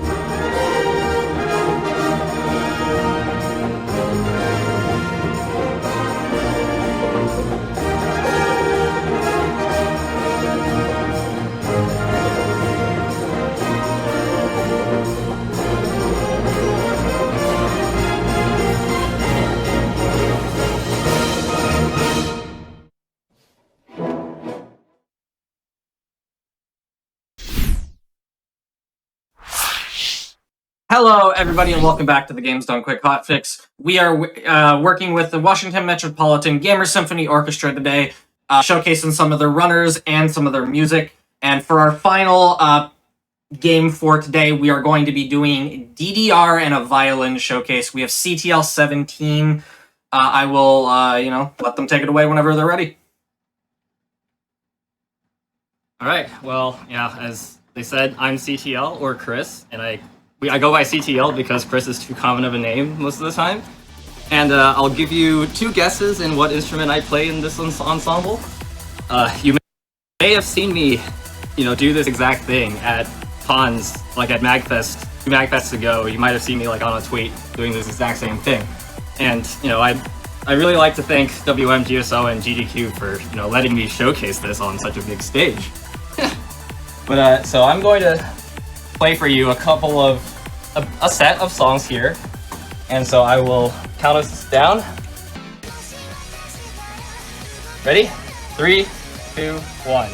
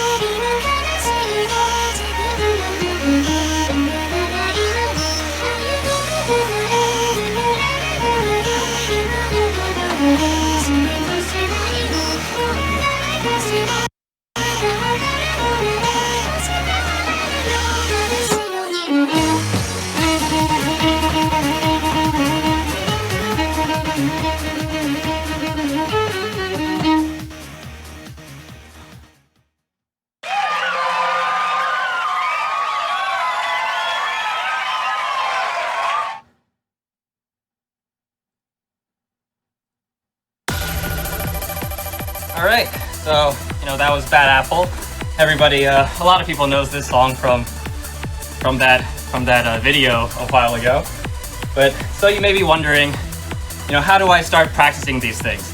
So, the first thing I need to do is, of course, find a song suitable to play on the violin. So usually that's like, a song that has a melody, so probably not something that's like very heavy EDM.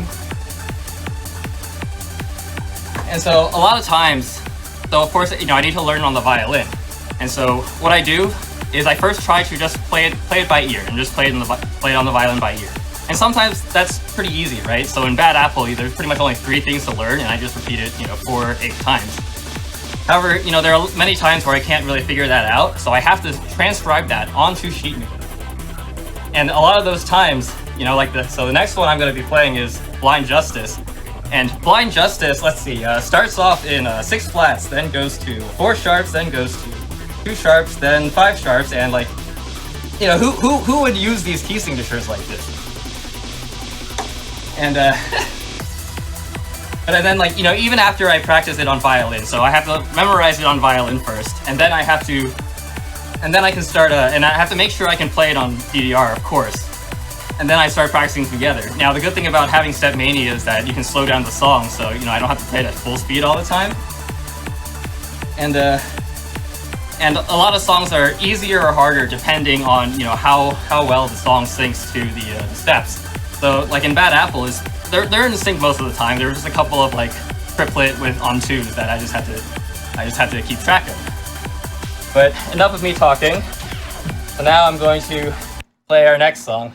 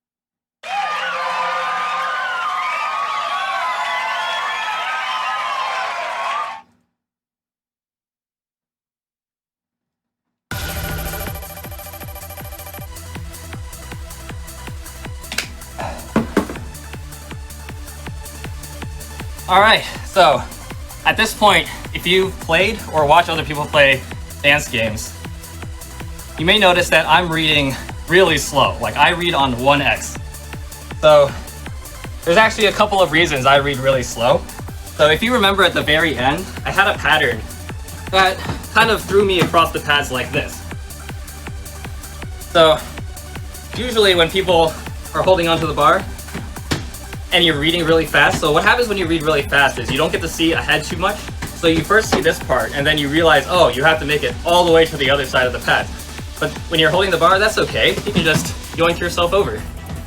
If you're not holding the bar, what ends up happening is, you know, people are about in this position when they see that they have to yoink themselves over to the other pad. And so what ends up happening is they start stepping here, realize they're like leaning back and have to use their arms to really catch their balance. However, if I read really slow and I can plan ahead a lot, I can start leaning forward like many seconds before it's even happening. And so I can use that to keep my center of mass in control. So when you watch people play doubles, you can tell what kind of player they are based on where their arms are. Some people are very arms up, and some people are very arms to the side.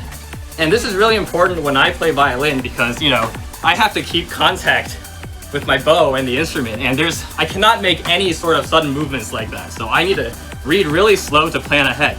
And this is really important when you play like co-op charts, like in Pump or in Step Maniacs, Because, you know, there are a lot of times when I see people just like, you know, about to cross the pad, but they don't realize until too late, and that's when they start colliding or hitting their teammate with their arms and stuff.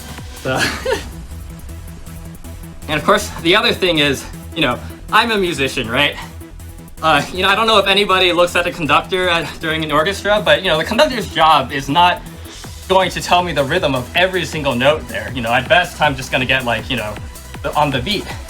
So if I see a group of 16th notes, you know, I know it sounds like 1E at the 2. You know, even in DDR, I know it sounds like 1E at the 2, and I don't really need the spacing to help me with timing. But and then the other question is, how do you read arrows that are so close together? Well, in violin repertoire, we tend to have to, you know, read things like this, right? So, you know, if you can read an entire page of just, you know, ink like that, reading tight arrows is not a problem at all. And so, enough of me talking about reading slow. Time to go on to our next song.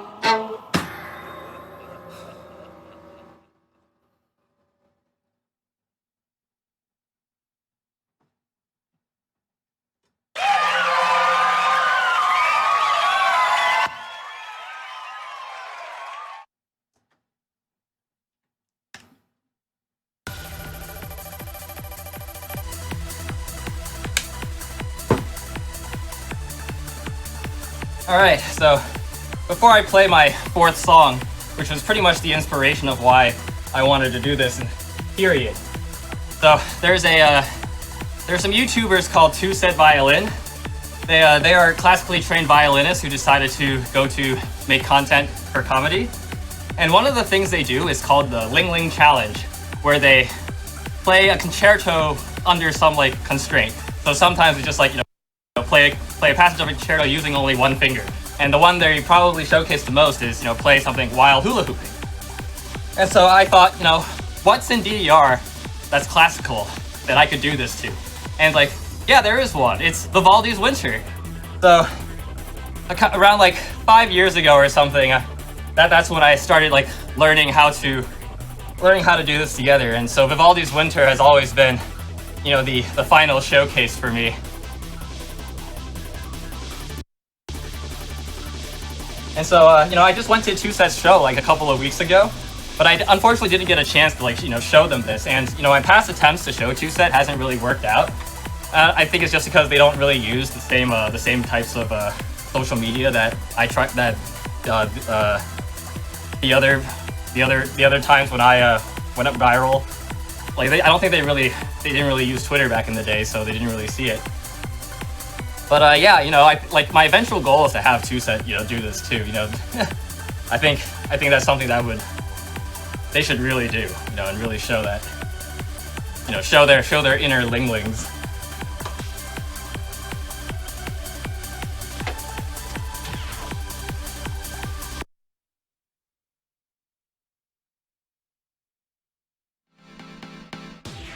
All right, here's Vivaldi's Winter.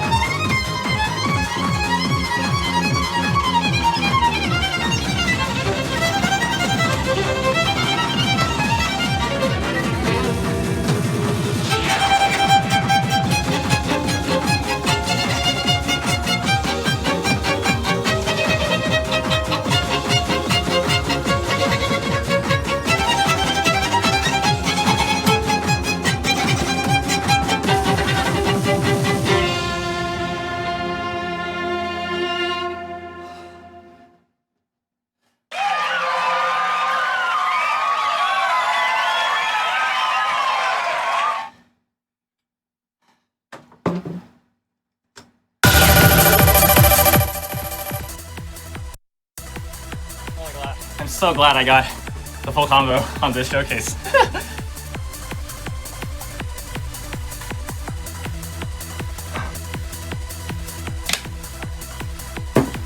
But alright, so before I close the show,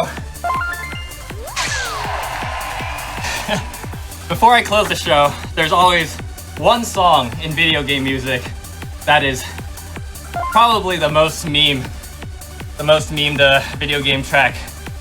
So, for the final song,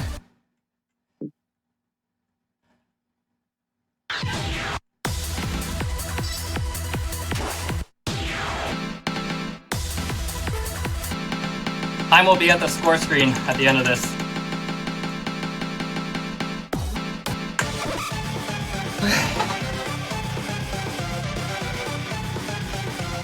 Don't try this at home.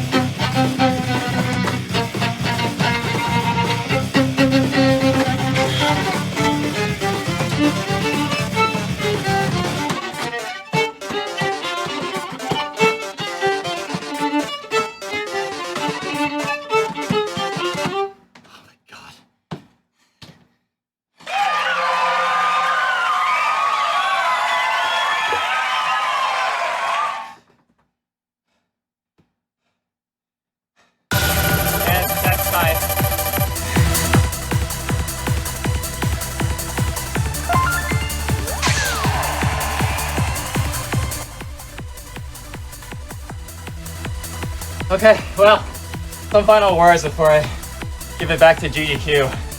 Like, I know I'm not the only one capable of doing this. And if any of you watching want to try playing like a co-op or teams chart and like play a duet, just let me know. All right. Thanks everyone for watching. And I hope that was a great closer for y'all.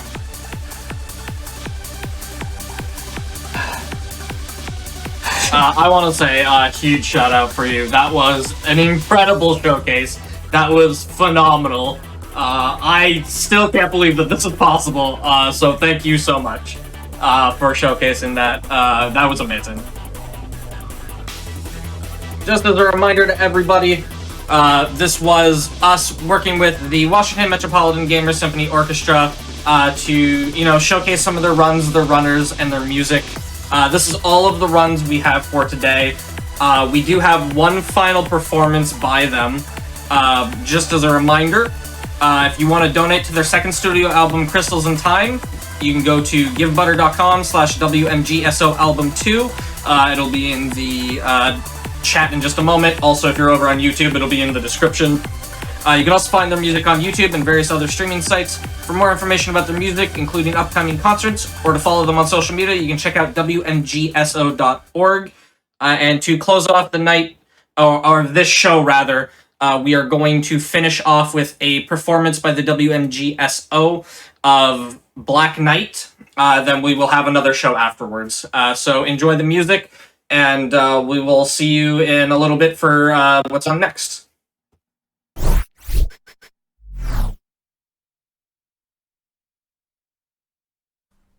I am the Black Knight.